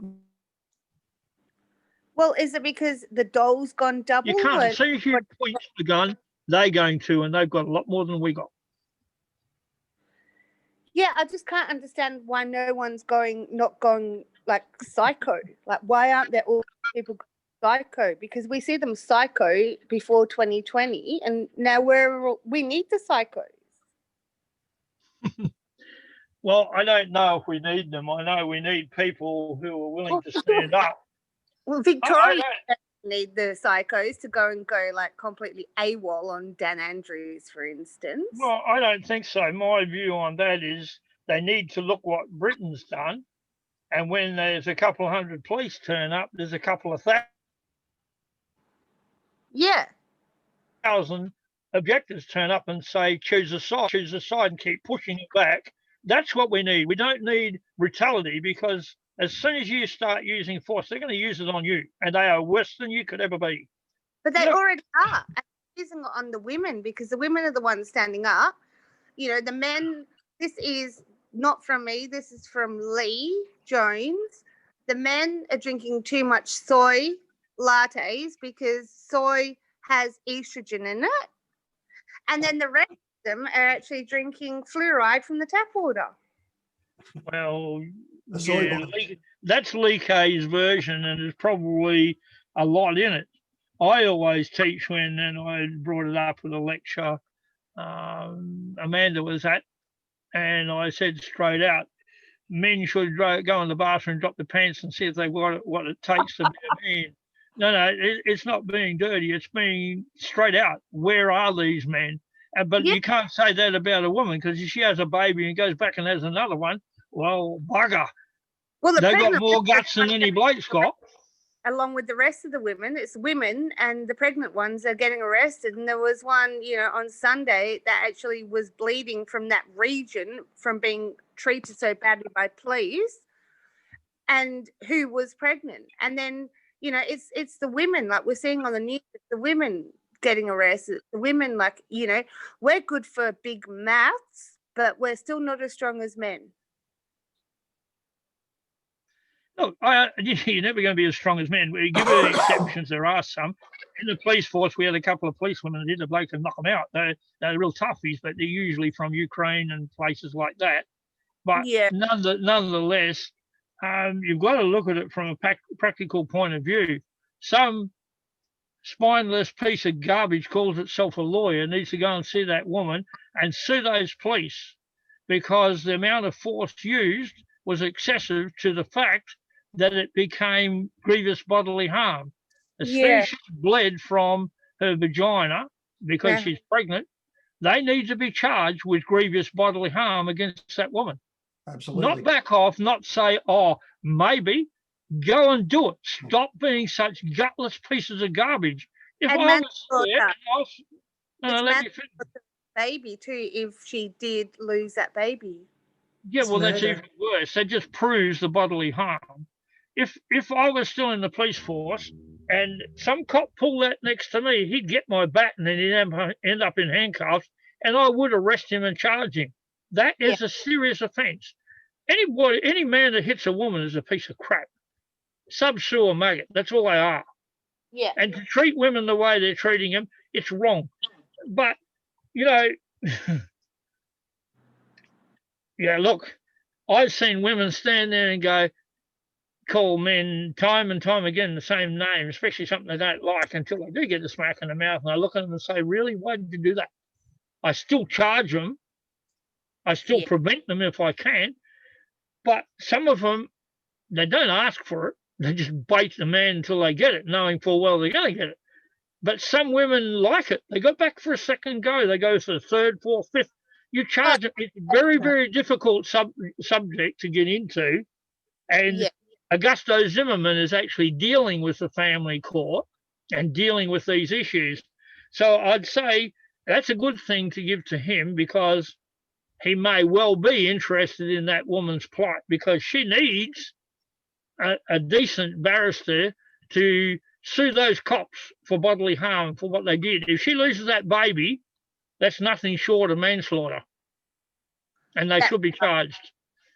And that's my view on it as a retired cop. I would be looking to charging him with bodily harm and upgrade it to manslaughter if the baby dies, because his actions have done it. The actions were excessive. And what for? Because she didn't give a name and address. Oh, you poor little sookie bub. Go and change your nappy and go home to mummy. Yeah. What a lot of crap. Yeah. What are they breeding there? Little girls, little sookie bubs. Soy lattes. Soy lattes. I understand Vicky's frustration, though. It just seems that I do too. We want people to come forward and we want people to unite, but doing that is actually really hard work. It just doesn't seem to be happening. And we had a freedom. 28 years doing it. Well, I don't need to know what hard work is. I've been doing it for 28 years. I go to bed at night around 9:30, 10, sometimes a bit later, sometimes a bit earlier. I wake up at 1 or 2 in the morning, and my wife keeps waking up and saying, stop thinking, go to sleep. You can't stop. You get this bee in your bonnet. I see these things in my mind because I don't forget them. The bashings, the kickings, the shocking things that are going on in this country. You've got to find a human way to deal with them that'll get a result. I understand people's frustration. It gets right up my nose. Sometimes I like to jump in the TV, grab these pieces of garbage by the throat and choke the crap out of them. But it doesn't fix the problem. The problem is not only them for carrying out the orders, but the orders given. Look at that fat. What does he eat? His name's Luke. Yeah, that thing. Look at him. What a perfect example of garbage.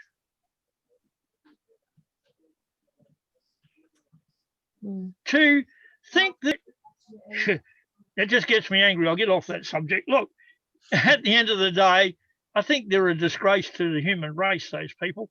If it is, I've known for a long time soy milk does destroy the men's ability to do what they do anyway. Let's leave it at that bit. And it does. It has a profound effect on men. And so does fluoride.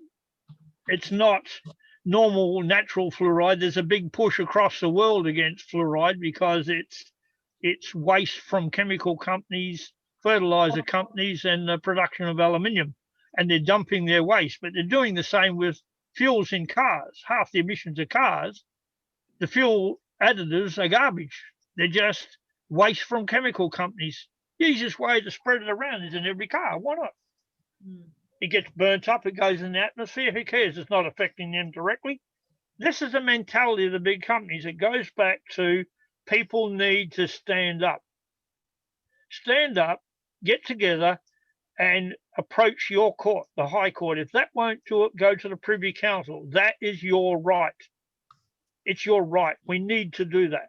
We need to stop thinking of the violence part, because after a while, you will do something stupid. And I've seen it before. Somebody in a crowd and the cops are arresting somebody, whether they deserve it or not, and someone sinks a knife into them.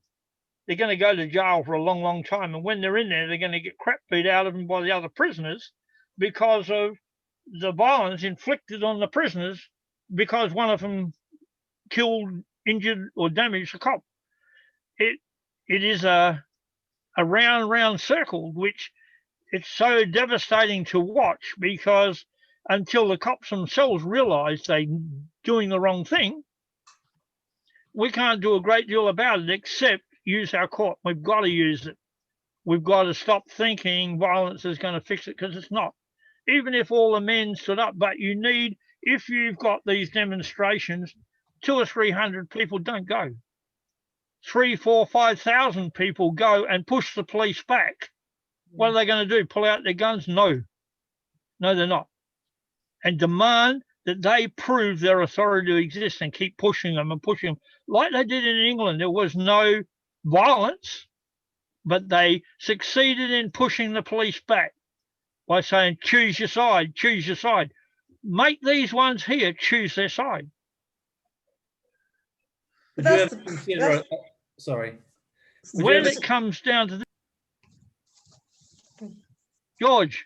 Would you ever consider a citizen's arrest if you're on the beach? If you're on the beach, would you, in that situation, and would you say to that copper, you're doing the wrong thing there, and you're not a copper anymore, would you maybe, or some friend of yours maybe, try and attempt a citizen's arrest on a policeman? Is that possible? And live? I'm 6 foot tall. I weigh 109 kilos. I got a nice big fist. He'd get it so hard in the side of his head, I'd probably knock him out. I'd go to jail for it. But what he's doing to that woman, he deserves it. However, at my age, I'd stop and think a little bit about hitting him, but I'd probably still hit him anyway. If it was my wife, I'd beat the crap out of him. In that situation, though, that George is talking about, if you tried to affect a citizen's arrest on one of those cops, the rest of you would come down on you so hard, you know, you'd be as... Well, there was enough people on that beach to stand up and make up a couple of thousand people and just mob the cops and drag them off her. Yeah. Now, and I would say if they did that without punching, kicking and stabbing, and drag them back to their cars and say, now get in your cars and get out of here, that would be a good result, because it would make the authorities sit up and think, well, bugger. I mean, look at the riots a couple of years ago when certain group of people decided they were going to rape the local lifesaver, and the young kids all ganged up and give those particular people a good hiding and said, get off our beach. And the police come along and they just backed off because of the numbers. We need those numbers, not necessarily to beat up people, but to stand up and say, get out of here, you have no authority. We need to have the numbers, not the violence. Violence is going to get violence. That was the thing, though. We had a Freedom Day and it was supposed to be the biggest march going. I mean, we probably had about 1,500 people, but I mean, compared to other countries, but compared to other countries, they had, 20,000. It's a joke, and it's a joke. Yeah. And I'm not criticising you. 20 or 30,000 people, we're capable of putting them on the street. Why aren't they doing it? Because they're dumbed down, fluoride drinking cranks. That's exactly the problem. That's the problem. Too busy going or drinking and watching their stupid football. Yeah. And this is the problem we have. As long as I can watch my football, have a drink and a couple of fags, who cares? Who cares about the rest of you? And that is the problem. But this is home teaching. You can't blame. I taught my kids to respect other people, to love other people. But most people are going to bash the crap out of them, telling them to bugger off. Who cares? That's the attitude that's coming out in our society. And most of it's coming from the fake news being all media. We started filming them, and look, they don't film us anymore, because when they film us, we film them and we put it on Facebook, and they don't like it. They lie, they cheat, they steal, and they manipulate, and the government uses it as a tool against us. We still have to do what I said. We have to bring down that Electoral Act and get rid of the idiots in Parliament, put someone there who's going to represent us. You know, I would look at running for Parliament again if there was a group of people and we were going in there as independents. That's what we need to do. Because I could use some of the knowledge I've got to help people at least. Because without knowledge and peaceful pushing, we're not going to get anywhere. We're just going to end up in a big crap fight and everybody hurt or killed or both. And we don't have the numbers to stop them. No, and I think that's one of the reasons that we're all here tonight is for the knowledge. And I've got some really good notes here, some really good ideas, and some things to discuss in our groups over the next few weeks, and we'll get back to you. I'd like to email you and get you to dot point a couple of things that you've said tonight. It's been a little bit much, and it's time. You know, I'm sure everyone here tonight is in agreement. It's time to do something. We just can't wait anymore. No. Yeah, it's time. It's time for everybody to stand up and say, "You're not doing it anymore." And they've got to be counted. They've got to show that they've got the guts. Yeah. I mean, I repeat it all the time. A woman has a baby and goes back again. She's got more guts than any bloke. And what's wrong with the blokes? What the It's hell's because wrong they with forget about what it was like after the first one. That's why they go back for the second one. I don't know about that. I mean, my ex had five kids, and she loved having the kids. Yeah. She just didn't like looking after them afterwards. We don't worry about minor problems, but I did that. I cooked and helped them. Look, it's just that a man can do the same things a woman can, right up to the fact they can't have a kid. But the rest of it belongs. It's as much a man's job to look after a house as it is a woman's, and they've got to take that responsibility. Stop being spineless, gutless, beer-swilling idiots. Yeah, Actually- we definitely need some change. That's for sure. Of course, we Actually, need change of a whole society. Our society is wrong. I mean, look at the Italians when they came to this country. They all got in and they built each other houses, and they pooled all their money and did everything. We didn't learn from that. Why didn't we learn from it? Because we're too stupid, worried about number one, ourselves. And we still Break the watching mirrors. footy back then. More interested Yeah. in footy even in those days. I wasn't. I hate football. Yeah. Yeah. I've got a question for the guys that are actually here, because obviously the guys have had a bit of a slating for this conversation. So the ones that are here are obviously set apart from the masses. So what do you think is the difference between the guys that are here tonight and the ones that aren't standing up? What's your perspective on this, guys? My perspective is God. I have had a spiritual upbringing by my father, and but I just don't like to see injustice. It just irks me, and it irks me when it's done to me, and it irks me when it's done to others, and it just drives me to. I mean, I'm having a go at 5G antenna that's going up in, or it's just an upgrade in Banja. I don't live anywhere near it. I'm 1.5 k's away, but I think of the poor buggers that live right underneath it, you know, and they're going to cop. It's a 2,600% increase. It's not just like we're just going to turn it up a little bit. They're going to. It's already big, and they're going to make it 26 times bigger. And I'm thinking, no, it's not happening. Let's just keep fighting until there's nothing left, really. Yeah. Yeah. So you got your what I see from what you're saying and relating to Karen's question is that, and I'm the same for myself as well, so it doesn't have anything to do with being male or female, is that you want the right thing for everyone. You're not just caring about yourself on the couch with your beer watching the footy. It's about everyone. And that's how, our group, Perth Patriots, we're all about that. It's about, because we want the right thing for everyone, not just ourselves. And for me, Which is good. Grandchildren, and it's about them. So what about some of the other guys? What's your perspective on this? I think it's half. Most men do not see the issue. They haven't found the issue that they want to stand up for.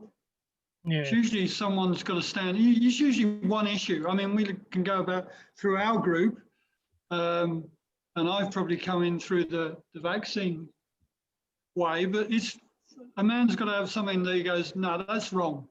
And that could be vaccines, constitution, whatever. And I think most of them haven't found that because it's a bit like they can still go and watch the football, you know, until there's something that affects them that's exactly it.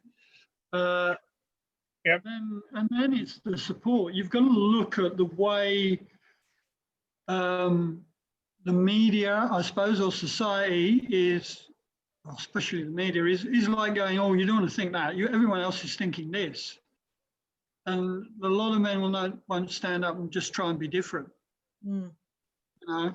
Yeah, absolutely. And I think that's the problem. Until it affects more men, you know, actually, you know, if they didn't let the football go on, there would have been a huge problem.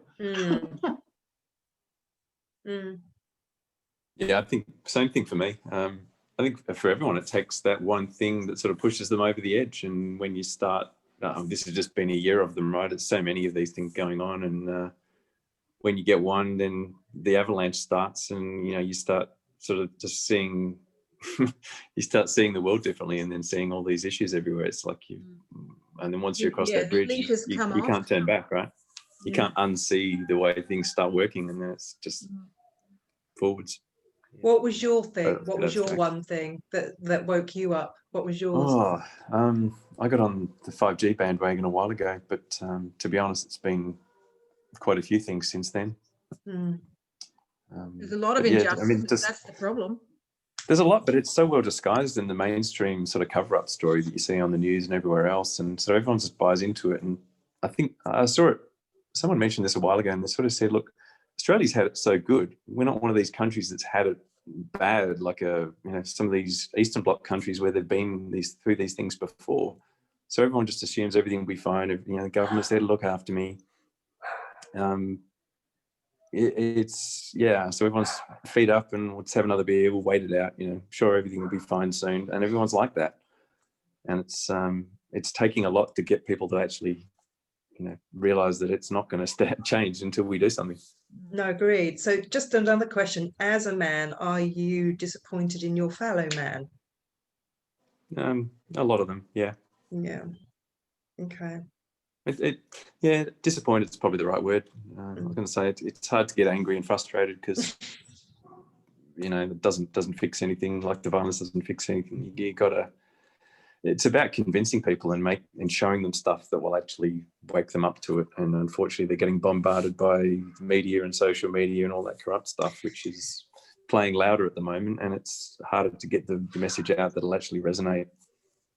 Thing is, it's not just that. I mean, it's because we've all been affected, and I've come up with this theory that some people are more immune to what's been happening. So we are being bombarded through chemtrails in our air, poisons in our water, poisons in our food, poisons in our medication, poison in our education, poison through what's coming through the television screens, the magazines, and anything else, and even like within peer groups, I think we're being bombarded at so many different directions that I'm not excusing people, but to a certain extent, it's not their fault, if that makes sense. This has been by design because the government have actually, they've tried to weaken us. They've dismantled our family unit. They've got us focusing on survival issues, so we're not looking at what's really going on. So they have us distracted through Hollywood and all the rest of it. So I understand what's happened, but this spell has been so strongly cast that it's very difficult to wake people up from. And I've just noticed there are just certain people, I don't know whether it's genetic, but there's certain people that seem to have been more immune. Maybe it's because they had a healthier diet. Maybe it's because they don't watch TV and they have other interests. I don't know. But there seems to be a certain immunity. Do you know what I mean? Yep. I know full well what you mean. Definitely the destruction in the family unit. From what I do, the advocacy that I do in my group, you should come along to some of our protests and speak with our members and the people that we come across outside the family court. Yeah. You'll understand that men actually live in fear every day of their life, every single day of their life. You can. That's because the whole you can come system's home stacked tomorrow. against You you. can come home tomorrow and not be allowed inside your home from a lie that someone has said to a police officer who's standing there giving you a move on notice, so as you cannot enter your own home that you paid for the last 20 years. Just imagine living like that, or even the threat of that hanging over your head all of your life, to one day come home from work and your whole life is destroyed. Your children gone, your family gone. You're too scared to speak up because you've only got to stand outside the family court with me and speak to those people that actually walk out of there. And these are grown men, big, strong men that worked all their life, and they're in tears simply because they can't see their children. My cousin, They don't really care about the material things. They don't care about the houses, the holiday houses, the holidays, the Maseratis. They don't give a shit about that. They love their children. Yet who hits them? Who hits them in the heart?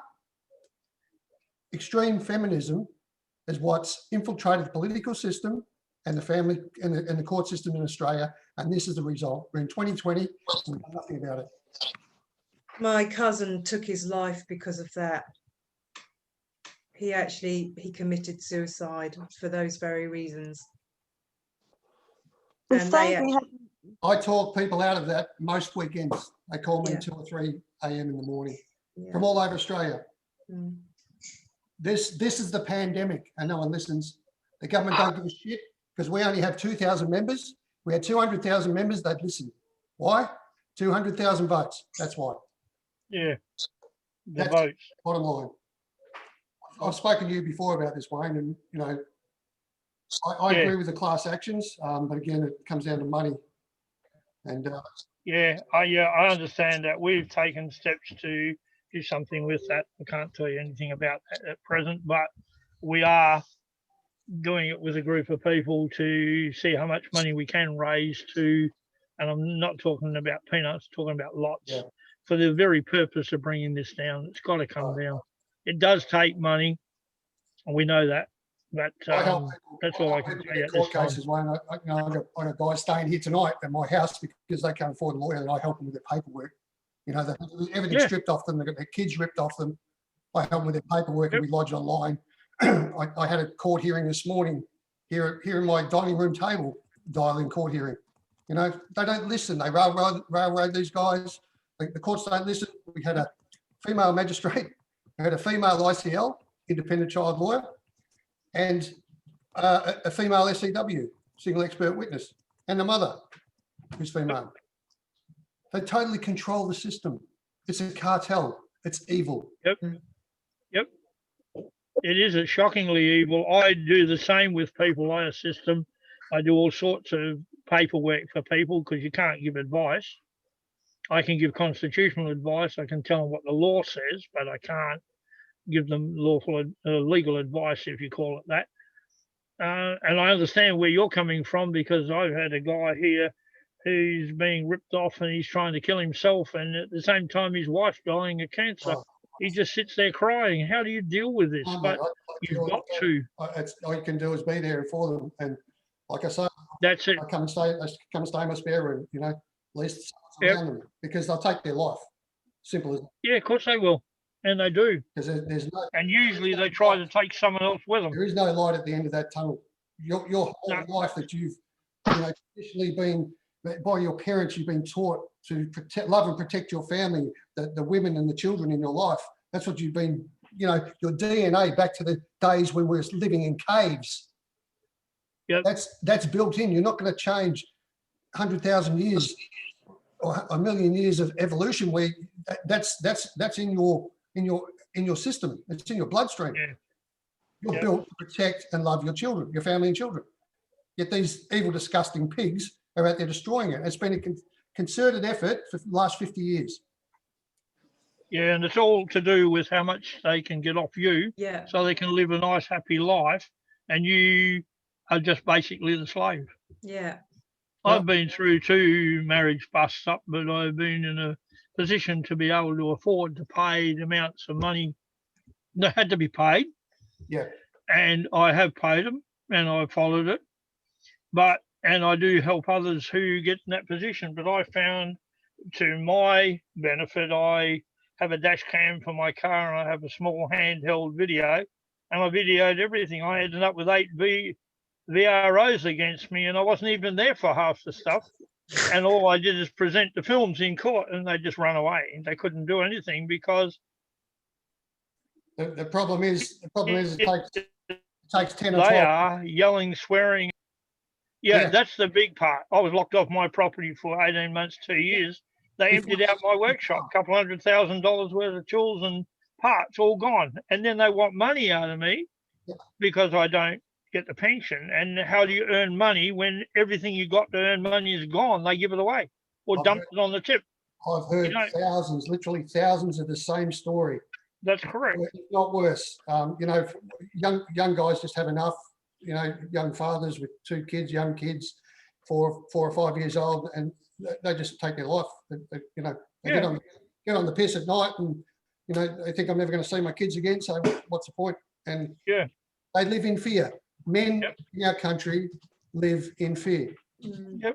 It's actually the world over, because my cousin, this all happened in the UK. They actually made a short film about him because of the injustice of the family law courts over there. And I've got it on my computer somewhere.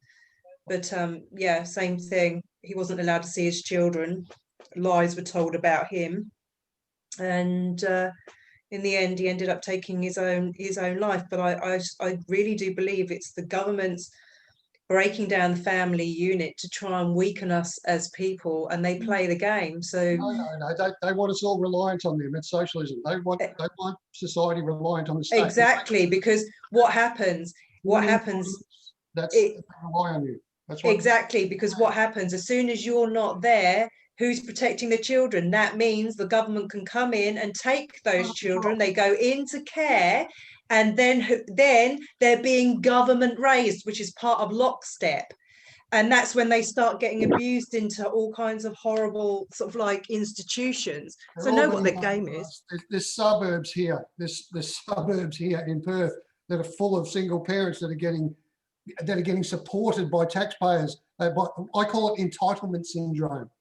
This culture in Australia is full of entitlement. You go to Asian countries, you don't have that. They respect their men, and actually the men get the children from about 5 years old. The men have to take the children and look after them. I'll tell you why. Because they don't have this pussy ass welfare system that supports everyone. I should be right. If I leave him or if I leave her and go on the pension, that's all right. They're going to pay my bills. I get all these discounts. I get the domestic violence grants. I get $1,000 credit card from the Commonwealth Bank. Even if I allege domestic violence, it doesn't have to be proved. They give me all this. A lucky country, right? I'll tell you what, you sit with me for half an hour and I'll tell you what goes on. You'll fall off your frigging chair. I've seen it in personally, and I agree with what you're saying. It is so bent and twisted.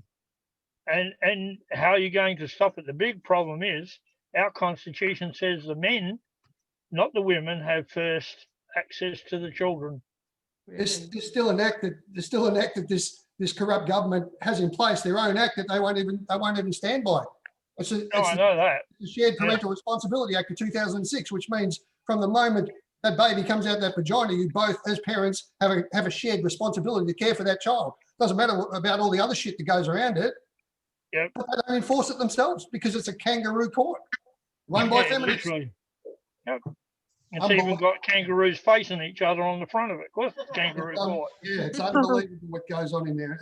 I wake up every day. I think I'm living in a nightmare. Yeah, I hear you. I'm living in these times. Unbelievable. That's the problem with men, Karen. It's not that they're not strong. They're just scared. No, and that's why I asked the question, because I want to know. I really want to hear it from a human perspective as to what's going on for these people that they don't want to step forward, because obviously all I see is, as Vicky was saying earlier, it is the women that are stepping up. So I know that they're doing stuff to our water and everything else, and I know that they're emasculating you men in many different ways, not just chemically, but obviously through the child courts and by promoting feminism and all the rest of it. So it's like, I want to hear, I want to know what's going on, because we can't address it if we don't know about it. Do you know what I mean?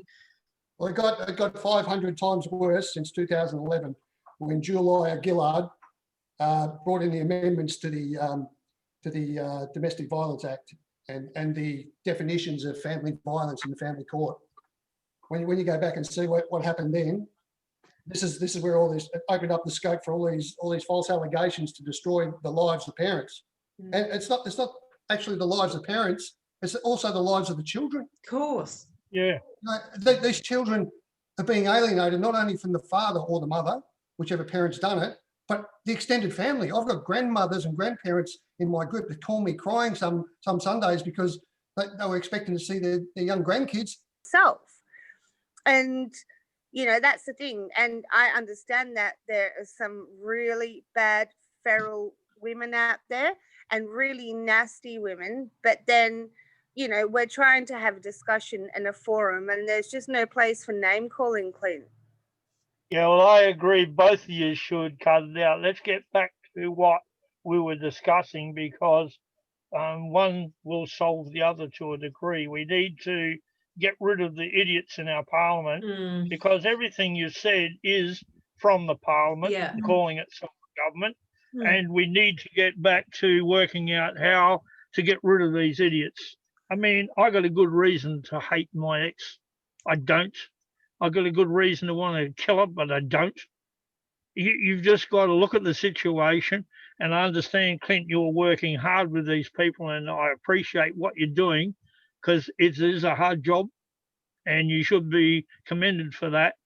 But Vicky's right for the name bit. But, you know, at the end of the day, let's get back to bringing these mongrels or people under our constitution, make them abide by our law, and start correcting the problems in society which have caused all of this, and get rid of, and make the people who put these laws in place stand trial for treason. Julia Gillard, I know, has 23 charges of treason. We put on her in 2008. Why is she still in the parliament? Exactly. Change the treason, but we need to push these issues. When we get rid of people like her, she's a Satan worshipping piece of garbage. But you can't call her a bitch, because a female dog has got a lot more pride than this woman has. But I mean, names have got to be removed out of it. You call her Julia Gillard, she's a traitor. A traitor is the most degrading thing you can call her. But that fits male and female in the situation we've got them. They're traitors. Treat them the same. Let's get rid of them, and let's work on ways. And, you know, with the forums and that going around, I mean, I've got to go in a minute. I've got to get up in the morning and go to Perth. But, you know, if you want to have further talks, let's do it. Let's see what we can arrange. Let's see what we can put together, break down the system and put it back where it belongs, so we can, none of us have to do what we're doing now. I mean, Clint, you're doing an unreal job. Vicky, I feel sorry for your relationships. I've seen what they happen. I've seen what my daughters are going through with some of the idiots they're with. But how do you deal with them? As a father, you want to choke the crap out of them, but you can't. It goes back to what you're saying, Wayne, is that the government has to go. We need to clean up our water. We need to clean up our food. We need to clean up our... And clean up the whole system. Yeah. We need to get our morals as well. Our morals. We need to reinstate old-time values and morals, because there's none of that. And that's... I actually choose to remain on my own now, because out there is an absolute cesspit. It's a complete cesspit. It's terrible, absolutely terrible. Like, you know, you come out of like a 4 or 5 year abusive relationship, and you're like, okay, then you heal for a couple of years, and then you tread the waters, and oh my God, you kind of almost hope you're back there. Yeah. So that all went out with the destruction of the family unit. Yeah. Yeah. But think about what we're Hey, fed. all Think gone. about what we're fed. Like if you listen to most pop songs, it's all about, breaking up and I don't give a shit about you and, da-da-da. And when you watch soap operas, I don't watch these, but people do. It's all about family bust-ups and everything else. It's part of the plan. It's actually part of the plan. And it's all about adultery and, cheating on your partner, all that kind of jazz. Yeah. It goes back to cleaning up from the ground up. So look, guys, on that note, it's nearly 9 o'clock. So I might call this meeting done. What do you reckon? Yep. We'll see you on Thursday night. And Yeah, Wayne, right, thank you so much for your input tonight. It's been great. We'll invite you back again, but we'll be in touch because we all want that plan to get underway. And I'm sure everybody's got some ideas, and we'll just carry on with our constitution discussions next Tuesday, and our groups will continue working. But yeah, the time has come. Like we've got to do something now. Yeah. Is anyone here going to see Clint? Sorry, Clint. I've got Clint on the brain now, Clint, because you pissed me off. No, is anyone going to see Wayne on Thursday? I'm going. Yeah. Yeah. So Vicky, got the grandkids, haven't you? Vicky, can I say something to you? Yeah. Vicky, I was 66 when I met my wife. I finally found someone who loves me for me, wants to be with me for me, and it's absolutely fantastic. Don't give up, mate. There's love for everybody. Thank you, Wayne. Aww. Thank you. You're welcome. That's one. All right, guys. That's on that note. That is a beautiful note to finish on. When you're 66, they don't just want you for sex either. Well, I'm not going to get into that one. All right, guys. Bye-bye. Thank you, Wayne. Thank you. See you on Bye-bye. Bye. See you on Thursday. Who's going to see Wayne? Yeah, see ya. Bye.